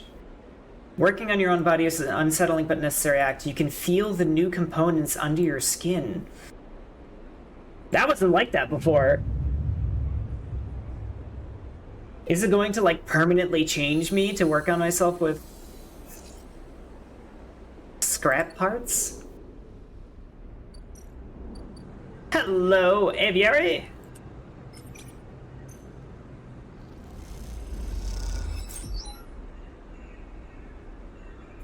Oh, sweet, we got another club head. Okay. The randomness of this really kind of bothers me. No more club heads. Matsutakes, though. Come on. Club heads. Yes! Barely made it. Okay. Oops.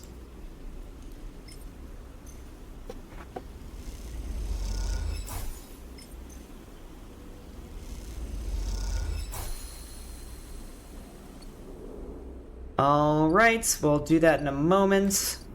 And oh wait, we already have spores.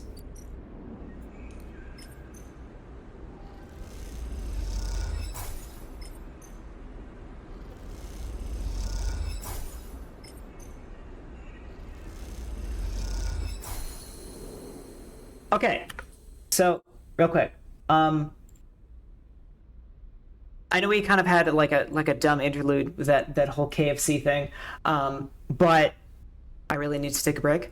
I'll try to be quick about it. Guys, I really need to pee. Anyway, I'll see you guys in a little bit. It is around usual break time anyway, so yeah, you guys can tell Aki about what happened with the KFC thing. I'll see you guys in a little bit. Don't go away. We'll come back for more for a little bit of Citizen Sleeper, and we will chill. Yeah! Oh, what am I doing over here? Hello again. I'm back. Yeah.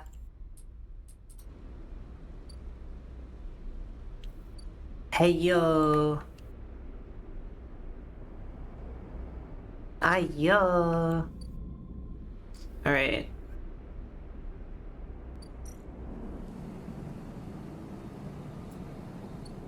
Let's, I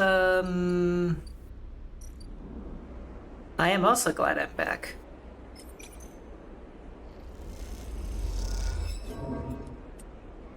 Negative outcome. Gain energy.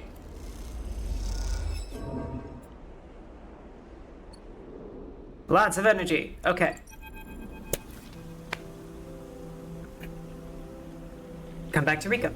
Rico's at her bench, running small vials of some liquid through an old chemical analysis machine. The whirring of the spinning drum fills the lab with white noise, and you aren't sure if she notices you approach. Sleeper, it's good to see you. She looks up, smiling. This little project of ours has been keeping me awake the past few cycles. But right now, well, I think I have something. What is it? The drum finishes spinning, and Rico lifts a vial from it, holding it up to the light. It's something I've extracted from those club heads you've been bringing me, and according to my analysis, it is a substance totally unique on the Greenway. You look at the small amount of liquid in the vial. Any idea what it might be? Rico asks, without looking away from the vial.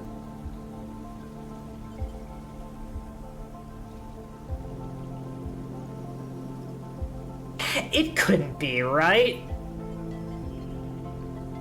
No way! It's stabilizer. Rico nods. You aren't the first sleeper to come through here. Perhaps I should have mentioned that earlier. Rico's tone suddenly drops, changing the atmosphere in the lab immediately. I just thought... She pauses, thinking very carefully of how to continue. I just wanted you to trust us. They came through a fair few cycles ago. We found them wandering in the broken section near the gap. The members who brought them in have never seen one of you before. They were terrified at the strange person wandering in from an open vacuum. They were quieter than you, and damaged. We did our best to patch them up and welcome to the commune. I only really spoke to them once, while I was working on their wounds along with a couple systems engineers. She looks nervously at you. I'd never seen a body like that before. I took some readings, some samples. Samples? You have to understand, I was curious. I didn't know what I was looking at. I just took a little of the damaged material, less than a thumbnail. She shifts her weight to her crutch. The next cycle, they were gone. They took a little food and hiked up towards the wild margins, where the Greenway meets the wastes. Someone saw them in the distance and that was it. They disappeared into the overgrowth. She sits down heavily, the vial in her hand. When I saw you, I wanted things to be different. I wanted to keep you here, rather than let you disappear into wherever they ended up. She smiles to herself. Yes, I wanted to understand this place better, but I also wanted to help you. It seems that somehow, both my wishes have come true at once. She holds out a hand with a vial. This is for you. You take the stabilizer, the glass cold and smooth in your palm. How? Those club head caps made it for you. At least who or whatever made those club heads. It was right there, contained in their tissue. I only had to extract it. I imagine you understand how incredible that is. I learned from that sleeper to know that your body, your frame, is it? Runs on some exotic technology. Exotic technology that has a time limit built in. Somehow, the Greenway knows that too. It understands your physiology much better than I ever could. It knows how to treat you. And just like that miraculous antidote that sprung up from the mold, so too has this sprung up from your presence here. The Greenway is speaking to you. It is welcoming you. She looks up. I know it sounds crazy, but I know it to be true. Here's the evidence. And what I also know is it is no longer speaking to me. Even after decades here, I have never seen this kind of response. Not since the antidote so many cycles ago. She smiles. So I'm going to make you a deal. You bring me as many club heads as you like. I'll extract the stabilizer and give it to you.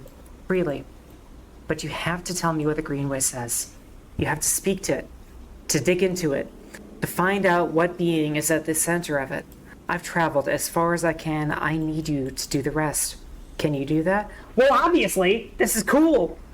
Rico sighs with relief and deflates into her chair. Thank you. I'm sorry for the other sleeper. I truly am. I'm sorry I couldn't have done more. But I'm so glad I met you. She smiles. You are welcome here any time. Rico falls silent. She looks smaller now, more fragile. And you realize how old she must be to have seen the collapse firsthand. You idle a little in the lab, in case she asks for anything else. But she remains silent, and so you drift back into the tunnel, thoughts of that other sleeper, and where they ended up, weighing on your mind. Rico is a fantastic lady. Oh! Yes! Yes! Yes, yes, yes, yes, yes, yes, yes! We can plant the seed! The seed! The digital seed!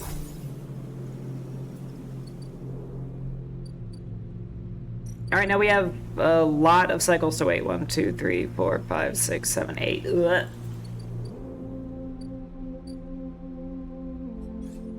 Oh, we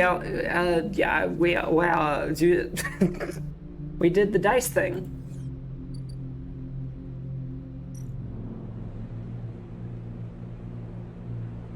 Yeah, wow, we have stabilizer. We got stabilizer from the mushrooms.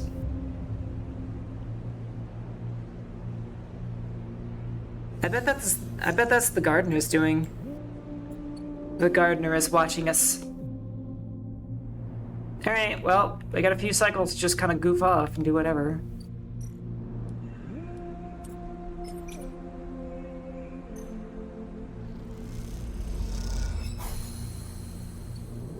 We find Ashton?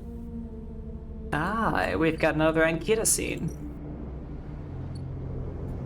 Alright, firstly, we've got some mushies to give to our mushy friend.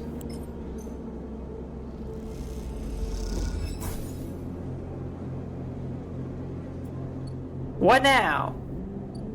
Oh, right, yes. Needs 3 cycles. Okay.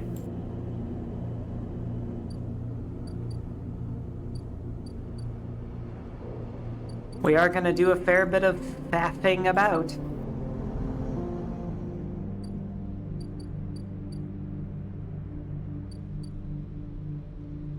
I'm not even sure what to do, to be honest. Oh, scrap.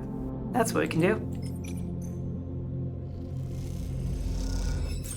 And then we'll save the rest of our dice for whatever is going on with Ankita. The trail ahead extends deep into an overgrown section of the Greenway. At this far end of the ring, where the long, lazy curve of the Greenway becomes shattered landscape of the wastes, things are oddly quiet. Ahead stands a vast farm stack, broken from its axis by rust or force, and lying amongst the overgrown landscape like an ancient temple. It is stained with moss and algae, flows of green running out from its broken tanks like a frozen, brackish tide. This is where Ashton is hiding, you're pretty sure. All your intuition points to the shadows beneath this collapsed superstructure. You roll the comm headset Ankita gave you into your palm. Honestly, I don't think I care what Ashton has to say. You slip the headset into your ear and it fizzes with static. After a few moments, you hear Ankita. Sleeper, have you located the target? A doubt enters your mind. Can you be sure he's there? Hold.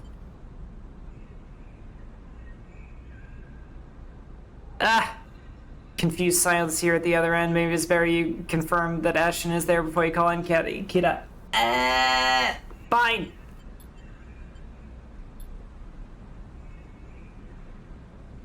You survey the road ahead. There is a direct route, a line of broken pillars that take you into the center of the structure, or you could skirt around the pillars, keeping to the cover of the raised spine of the greenway and work your way around. It'll take longer, but it's very concealed. Let's skirt around. You decide on the long route and head off towards the central spine.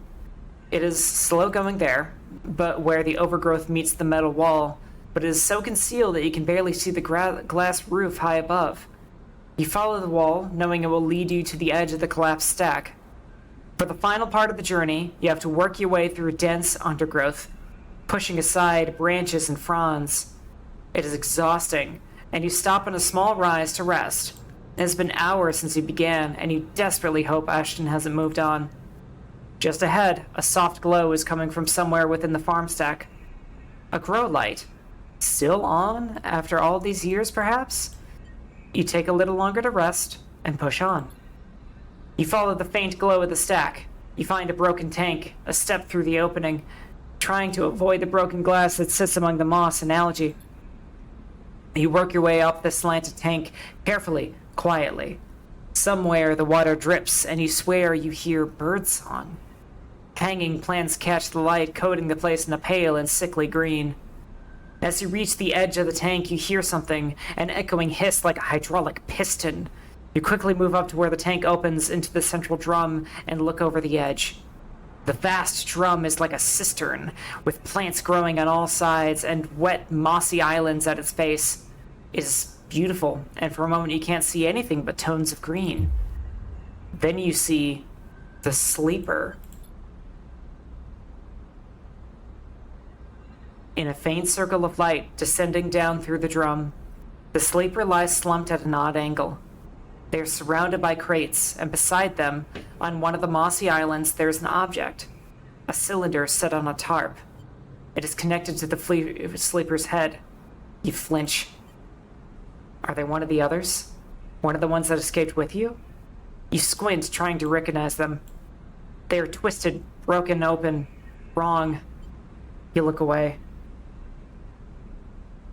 I mean, we have to investigate. You push yourself to the edge, then awkwardly drop into the mossy islands. It is further than you think, and you fall flat onto the soft green, the heavy smell in your nostrils. You make your way towards the sleeper slowly, carefully, the soft moss covering your footsteps. Before you even have gone 2 steps, the first shot rings out. It passes so close that you feel the ripples of air radiate out from it. You drop to the ground as the sound echoes around the drum, blanking out all noise. A voice calls out, "That's close enough. The next one will end you." Ashton, you assume, is somewhere in the wall of tanks on the opposite side. Damn it! Should've waited. What'd you do to them? I'm saving them. Their body is dead, but with the ship mind, he pauses. Look, this is none of your business, so I'd appreciate if you just went on your way. I'm gonna start counting soon. Just so you know, I'm serious. A pause. I don't want to kill you. At that moment, you hear a sound, a soft hiss like a hydraulic piston. You turn, and there is Ankita slipping into the room behind you. Of course, she was tracking the headset. You suddenly feel stupid, tricked. She meets your eye and shakes her head. A gunshot breaks the silence, blanking out all the noise. It hits Ankita's shoulder piece, the ceramic armor cracking but holding as she braces into the impact. Then she launches herself forward, the now activated armor launching her across the drum. Another shot goes wide before she reaches the cover of the crate beside the sleeper. Shit! You hear the shout from one of the tanks high on the far wall. Ankita reaches over and wraps a hand around the thick connection between the ship mind and the sleeper. What is she doing? You better come down here or I'll rip this right out of their head, she screams at the wall of the tanks. You shiver at the suggestion.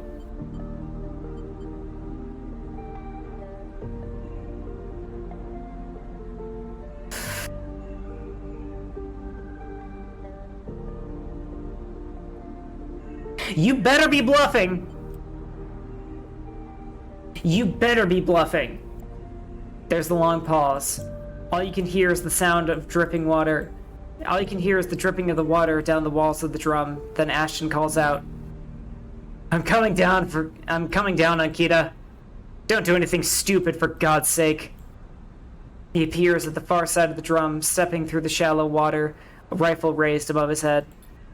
Drop the gun, Ankita shouts. He throws it down onto the moss. As you lean out to watch, you see him catch your eye, clocking your presence.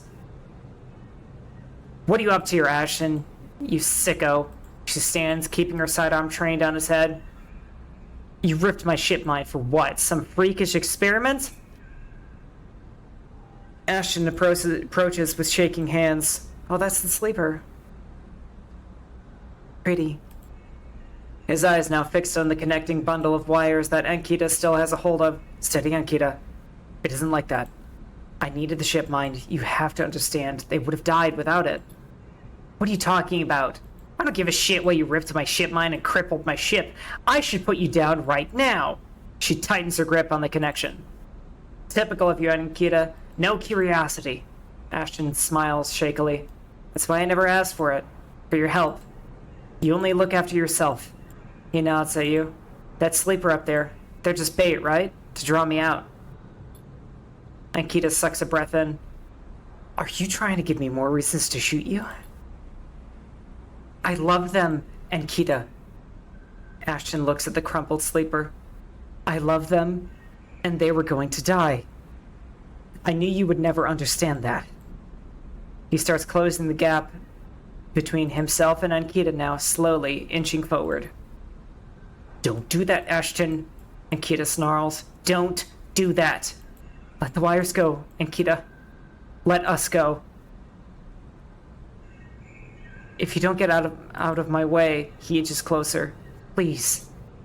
I can't let you take it, Ashton. Ankita hardens her stare. You stole it from me. You left me for dead. She shakes her head. You think I'm gonna trust you after all that? I need it, Ankita. I need them to survive. Ashton is in reach of the sleeper now, of Ankita. I'm going to take them now, Ankita. He raises his hand. I'm going to take the ship mine and go. Ankita loosens her grip on the connection a little. Her hand is shaking now. Stop, Ashton. She lowers the gun a little. Stop. Seeing her drop her guard, he makes his move. A blur of movement, a struggle, a shot, another. You recoil back behind the edge as they ricochet around you inside the drum, the sound deafening you. When you crawl back to the edge, Ashton is bleeding into the water. The red and the green. Ankita is standing in the center of the drum, the severed connection in her hand. The water drips endlessly, drip after drip after drip.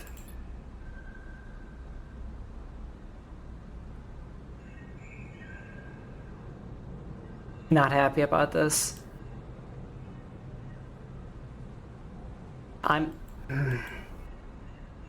You force yourself to look at the broken sleeper. There's no sign of life, of humanity. They're just another broken object among other broken objects, while all around living things grow and thrive. Ankita finally looks up at you, tears in her eyes. She begins to say something that might be sorry, but you are already gone.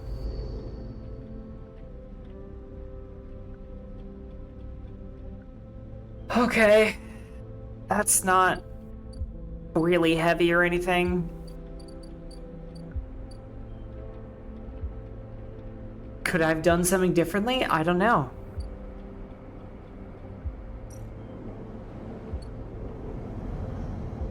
I don't know.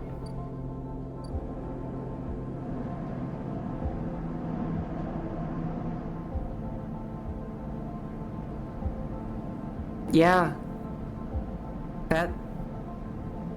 That was the sleeper, the one that Rico was talking about, and now they're dead.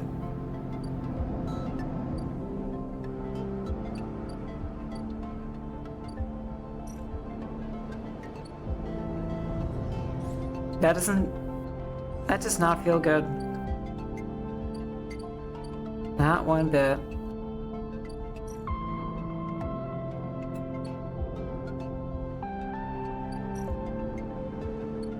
I guess now they're sleeping forever.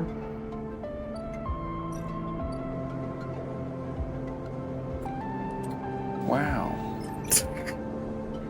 Thanks, Karu. Thanks.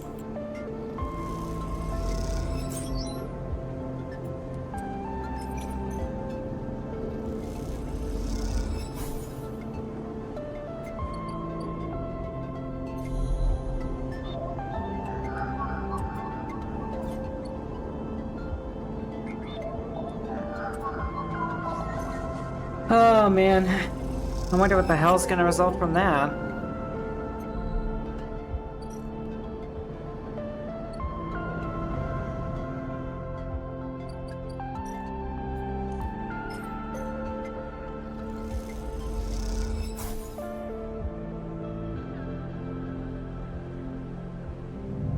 Ugh.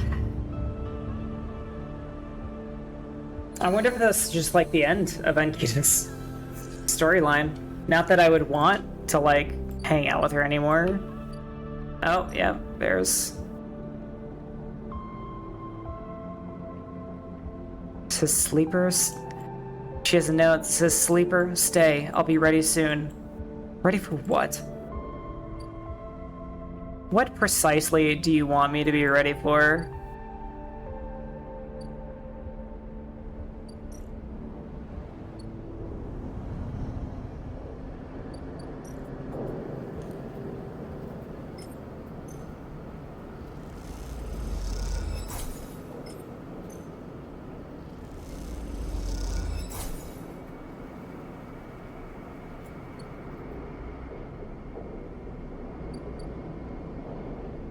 I don't know where to go from here. All we can do is wait, to be honest. A whole lot of wait. Oh, right. Just a whole lot of waiting. I guess we can work this clock. I don't know, now that we have...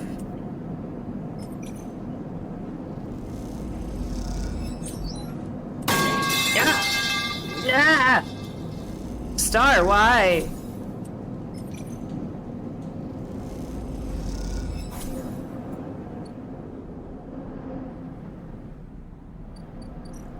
Do we finish the sidereal? What's gonna happen when we finish the sidereal, though? Is that like it? I don't know. Maybe that was a bad idea. Your crew slowly filters out of the shipyard locker room, the bubbling chatter reducing with each group that leaves. There is excitement in the air. Haven has just made an announcement. The assembly teams are done. Sat on the locker room bench, you can feel the sidereal out there, its hulking mass now intimately familiar to you. Over the past cycles, you've watched it grow, be assembled. You have walked through its veins and welded its bones. Now it is ready for the final stage.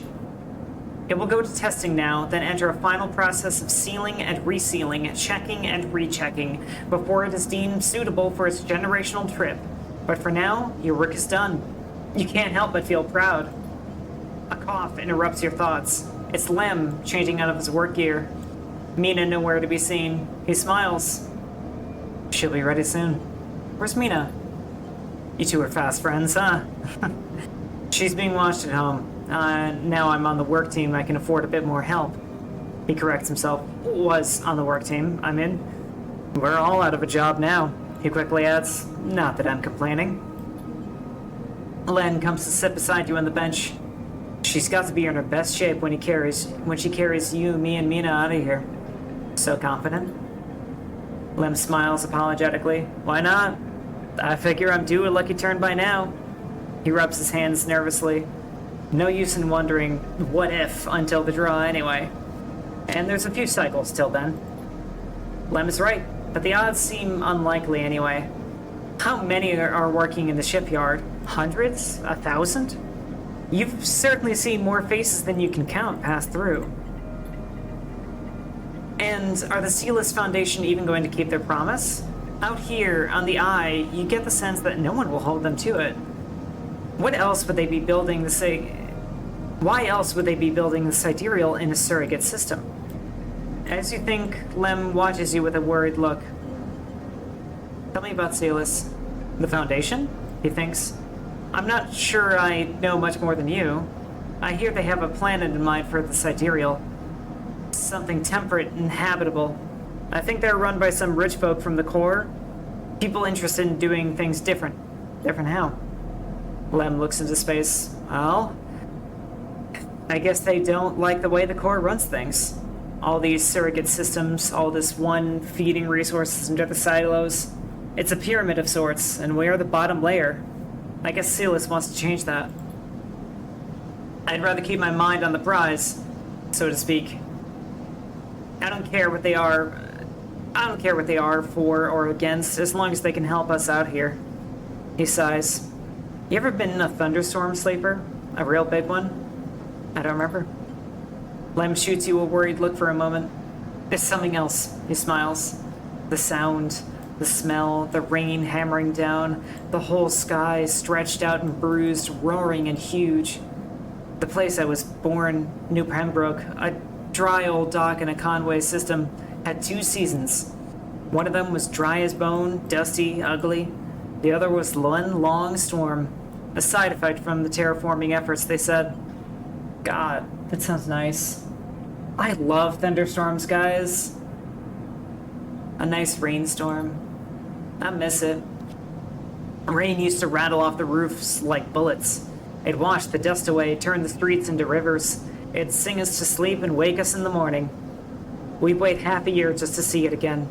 The best day was the one where the first drops fell. He sniffs. Some days I wake up swearing I can hear it again. I was thinking, Mina's never seen a storm, never even felt rain. She's grown up here, the ring her only horizon, always in the dark. I want to change that for her. You will. Of course. Almost there. Lem stands, stretching. Best get back to the little one anyway.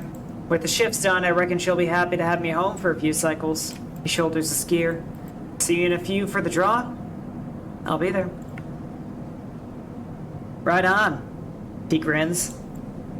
Lem leaves, making you the last person in the cavernous locker room. As you sit, you think about rain, and a little hope creeps in.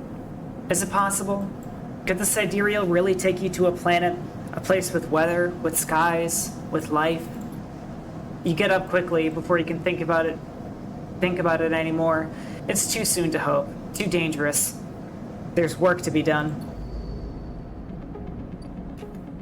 And more waiting.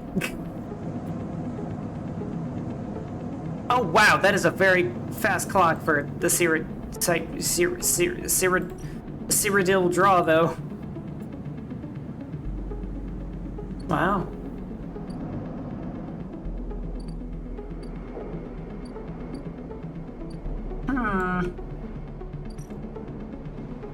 Yep, it wasn't the end.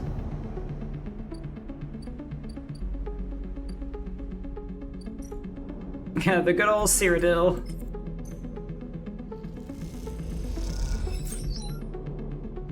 Let's get some more scrap and call it a night. Not like IRL call it a night. Not yet, anyway. We'll do one more cycle.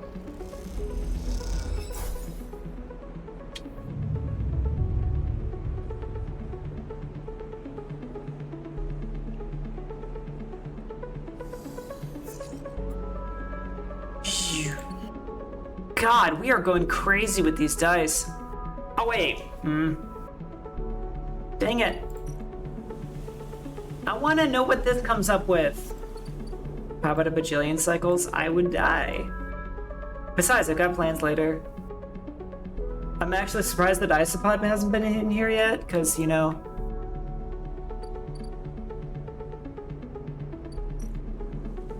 thought we were gonna hang later. Yeah, man, we have lots of really strong dice and kind of nothing to spend them on. Because we've got a bunch of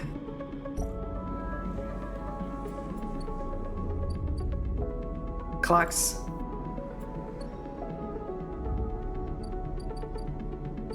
A bunch of time-based nonsense. We have 465 cryo? When the hell did that happen?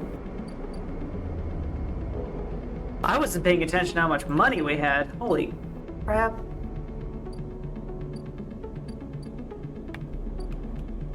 Oh wait, why don't we fix up the apartment? You kidding me?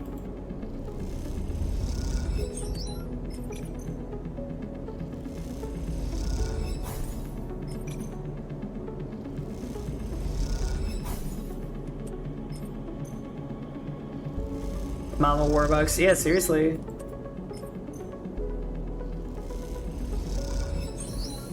Yeah. Haha, we have an apartment. Ooh. Ooh. Feed a stray. Oh. Ugh. Ugh. Yes. I want to feed stray animals. Stray animals are friends. I go ga ga ga ga ga.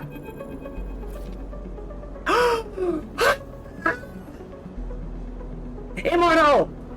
Immortal! Are you there? I found Lance!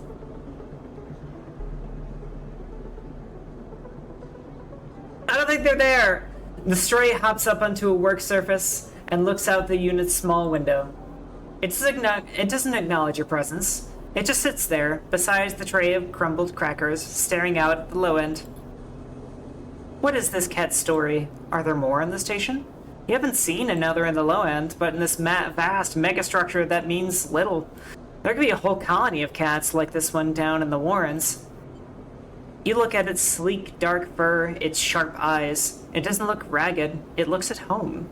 In fact, its presence in the unit makes you wonder if this is the stray's apartment which you were squatting in. Approach. You lean a little forward and the stray tensens up. Perhaps best to give it a moment to get used to you. The stray settles a little and starts eating, picking at the broken crackers. You don't remember ever having been this close to an animal. It triggered something in you, a recognition of life, totally unlike your own, but still somehow connected, parallel, even interwoven. The stray licks crumbs from its fur. Do you like it here? The stray flicks their tail at the sound of your voice. It is hard to imagine the stray liking anything, or at least being vulnerable enough to admit it. But the stray's pleasure at existing here, in this place, shines through every sinew. It is not that the stray is always happy on the eye, but that the stray is engaged by this place. It is alive here. You turn your eyes to the window, the one that the stray looks out of, and you both watch the stars and the ships together. You feel something pass between you and the stray, a kind of acknowledgement of each other, a sense that each of you might share something with the other, a point of connection. Then all at once, the stray yawns wide, hops down from the unit, and brushes along your legs. And then it is gone, out through the unit back door and back into the corridors at the low end. Ah! Cat-o! Cat! Cat! Cat!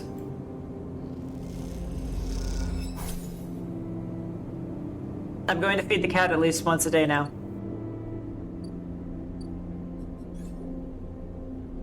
Oh yeah.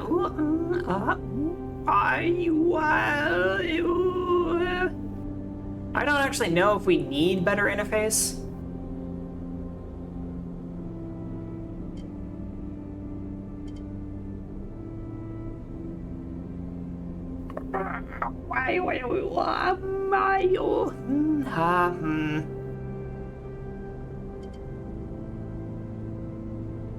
Screw it. I'll take instant karma.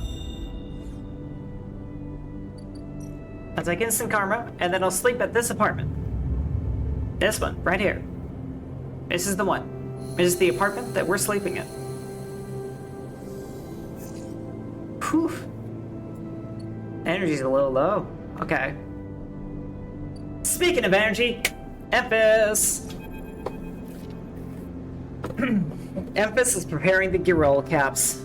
He has had to heavily adapt his recipe, he says, but the smell is already incredible. It emanates from a strange purplish-white bulb you have never seen before, and he is slicing it finely. He brushes and slices the mushrooms and then places them into the wok with the sliced bulb in the oil. They caramelize there in that well-worn crucible. Strange purplish-white bulb. Oh yeah, that probably is a turnip. He adds liquids transparent and opaque, and then turns down the heat. A sprinkle of leaves is the final touch. We have a moment, Sleeper. Do you have a story? Something in the scent of the food gives you a feeling of nostalgia, something distant and melancholic. It seems like the story should match the feeling somehow, and maybe you feel better for telling it. Oldest memories. You start by explaining that when you are emulated from a person, many of your memories are left behind. Perhaps it is an intentional part of the process, a way of keeping sleepers ignorant and malleable, or perhaps it is a side effect of the imperfect emulation. You admit that you don't really know. What you do know is that some memories survive, and on that occasion they come back to you, like shadows passing overhead. You detail one recurring memory, which, despite returning to you with enough regularity for you to think it familiar, always fades as quickly as it arrives. You struggle to explain the feeling of being whole for a moment that comes with this memory, and then how that wholeness slips away to leave you feeling like you have forgotten something important, but just can't bring it to mind. Emphas nods throughout, cooking as he does with deft and skillful movements. You start to trail off when you realize you can't find the words to explain how the memories you do have feel like both of yours and someone else's at the same time, and how that always fills you with a certain sadness. The sadness of remaining forever unknown, even to yourself. Emphas finishes cooking and meets your eye. I'm sorry, Sleeper, for your troubles. He puts the wok to one side. I appreciate you sharing with me. He smiles. I hope it lightens you a little. He passes you a bowl and heaps the Girols onto it, their yellow color mixing with the pale sauce in whirls and blooms. Eat. The dish is delicious, filling. It warms you It warms you as you eat in a way you weren't even sure your body could be warmed. It is a small mercy, you think, that Esnarf left you with this pleasure. Many of the features of frames are there to simulate human experience. You know that much. Emulated minds cannot be rewired, so their need for embodied experience must be met. That is why you breathe even when you do not need air. Without that simulation, the sensing of drowning would be unbearable. That's a good point. Food serves another purpose. Your frame is able to metabolize it, to produce energy from the raw material. Vitamins and minerals are excess, of course. Your frame only needs raw power. So much is wasted. And yet, while you eat this food, and feel all that warmth, nothing feels wasted. It all means something to you. As you finish, Emphas takes the bowl, the last of his cleaning. He smiles at you, and neither of you need to feel the need to say anything more. What just happened to my reading? Instead, you simply exchange nods and walk your separate ways back into the bright market, somehow changed. Can I, do that again? Oh, matsutake broth now?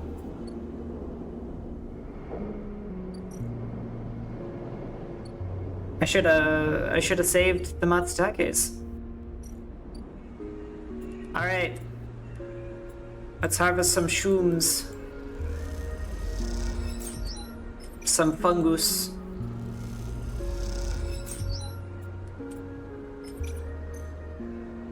Fungus!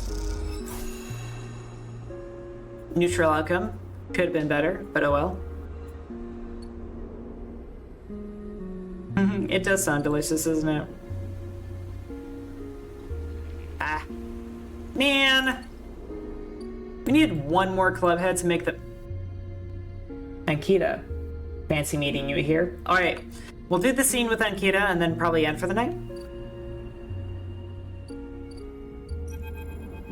Bungus. You spot Ankita on the track to the farm stack. She has a box on her shoulder and is working her way down the slope.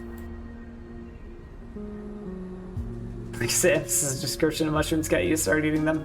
I already like mushrooms, but like now that mushrooms are so prevalent in this game, I really want to eat more of them.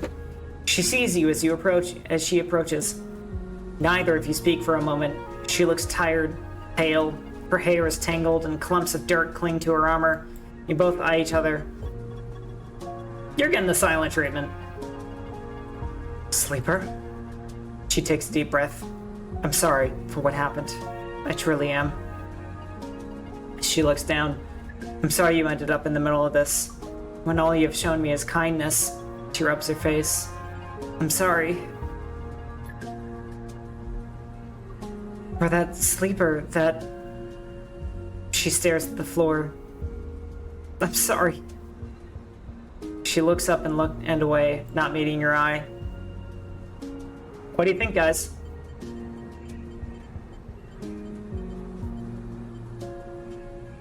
It's not like I knew the sleeper, but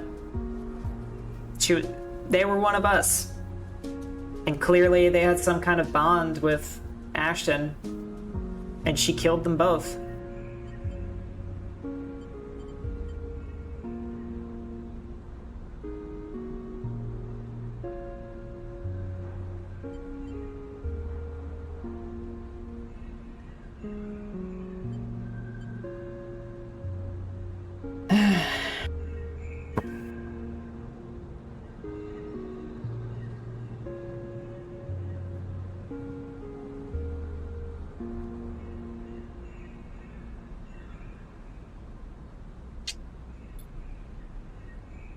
She looks at you. I understand. She shifts the weight of the box on her shoulder. I've been preparing for... She grimaces. Look. She sighs. Can you come with me? It's easier if what? You see it. She finishes. It's just down the way. Ankita leads on down the dirt path between the pillars. There is a wind passing through the greenway, a quirk of the air currents the biosphere maintains, and it ruffles the leaves softly. The sound makes the silence more obvious, more complete. You try not to think of the last time you were here. You've been trying not to think of it for the past few cycles. The image of the sleeper, sprawled, twisted open, connected to the ship mind, it's been hard to forget. You realize Ankita is leading you back there, back into the drum at the center of the stack. You pause, trembling a little at the threshold. She turns. What are you doing? She looks at you with empty eyes. What needs to be done? You stand on the threshold and look up at the tanks, green and wet. Some glowing with flickering grow lamps. You look down at Ankita, suddenly so small under this hulking ruin, the smallest she has ever looked. She places the box down. All right, where are you going with this? Follow her in. You follow Ankita into the stack through a low tank, entering the drum at a ground level. It is just as beautiful as you remember, but it barely touches you. Instead, you check the apertures of the tank. You check the apertures of the tanks for the glint of a weapon or a shadow among the moss. Ankita stops and you look down. The mossy island at the center of the tank is clear now, the equipment cleared away. In its place is a mound of dirt, loosely covered with moss. Ashton's rifle stands straight, half buried in the dirt at the grave's head. I buried them together, Ankita says without turning. You both stand there in silence for a little while. You think of questions you could ask about Ashton, about the sleeper.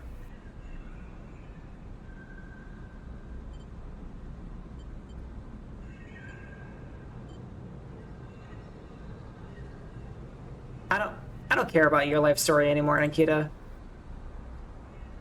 You realize that those questions don't matter anymore. The water drips, the moss trembles. You both stand in silence for a while longer. You both feel it. Life creeping back in, the silence ending. Ankita shifts her weight and then starts to walk out. You follow her, suddenly eager to be back in the open space of the Greenway, to be away from this place forever. You stand outside and breathe the fresh air. You stare at the green leaves and the stars wheeling above them. That's it, says Ankita from somewhere behind you. You try to think of something to say, but you can't. Ankita puts a hand on your shoulder.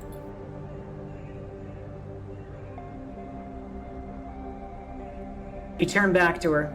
At least take this. She forces a handful of cryo-chits into your hands.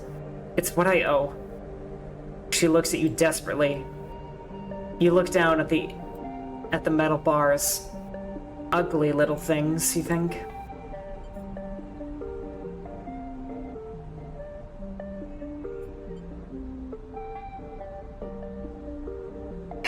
I can't, dude. I can't.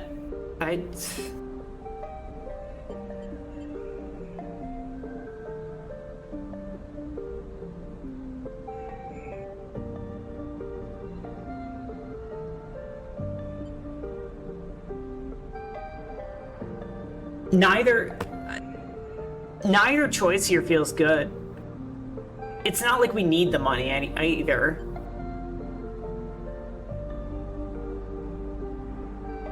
But you know, this is like her final olive branch. This is her fucking giving everything to apologize.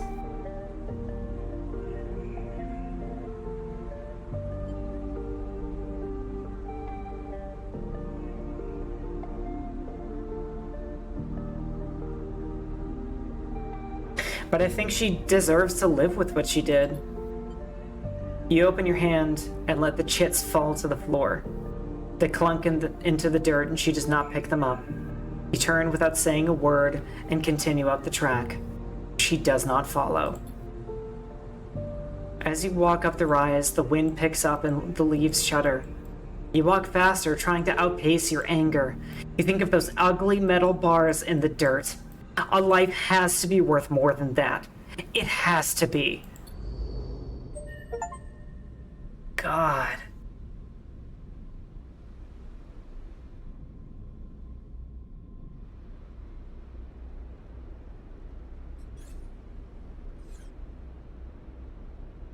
That's a rough note to end on.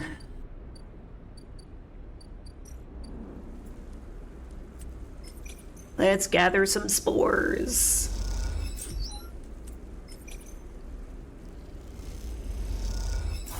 Have a good night, Jazzy. Don't worry, we're basically ending anyway. Oops.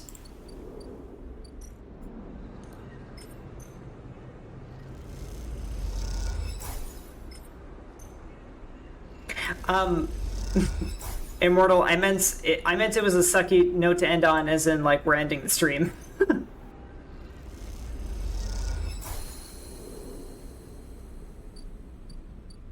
Alright. So... yeah. It's a little bit heavy, a little bit dark. Allow that to weigh on your souls for some time. But hey, thank you guys so much for being here with me today. Sorry that I cut into your precious citizen sleeper time with a little bamboozle.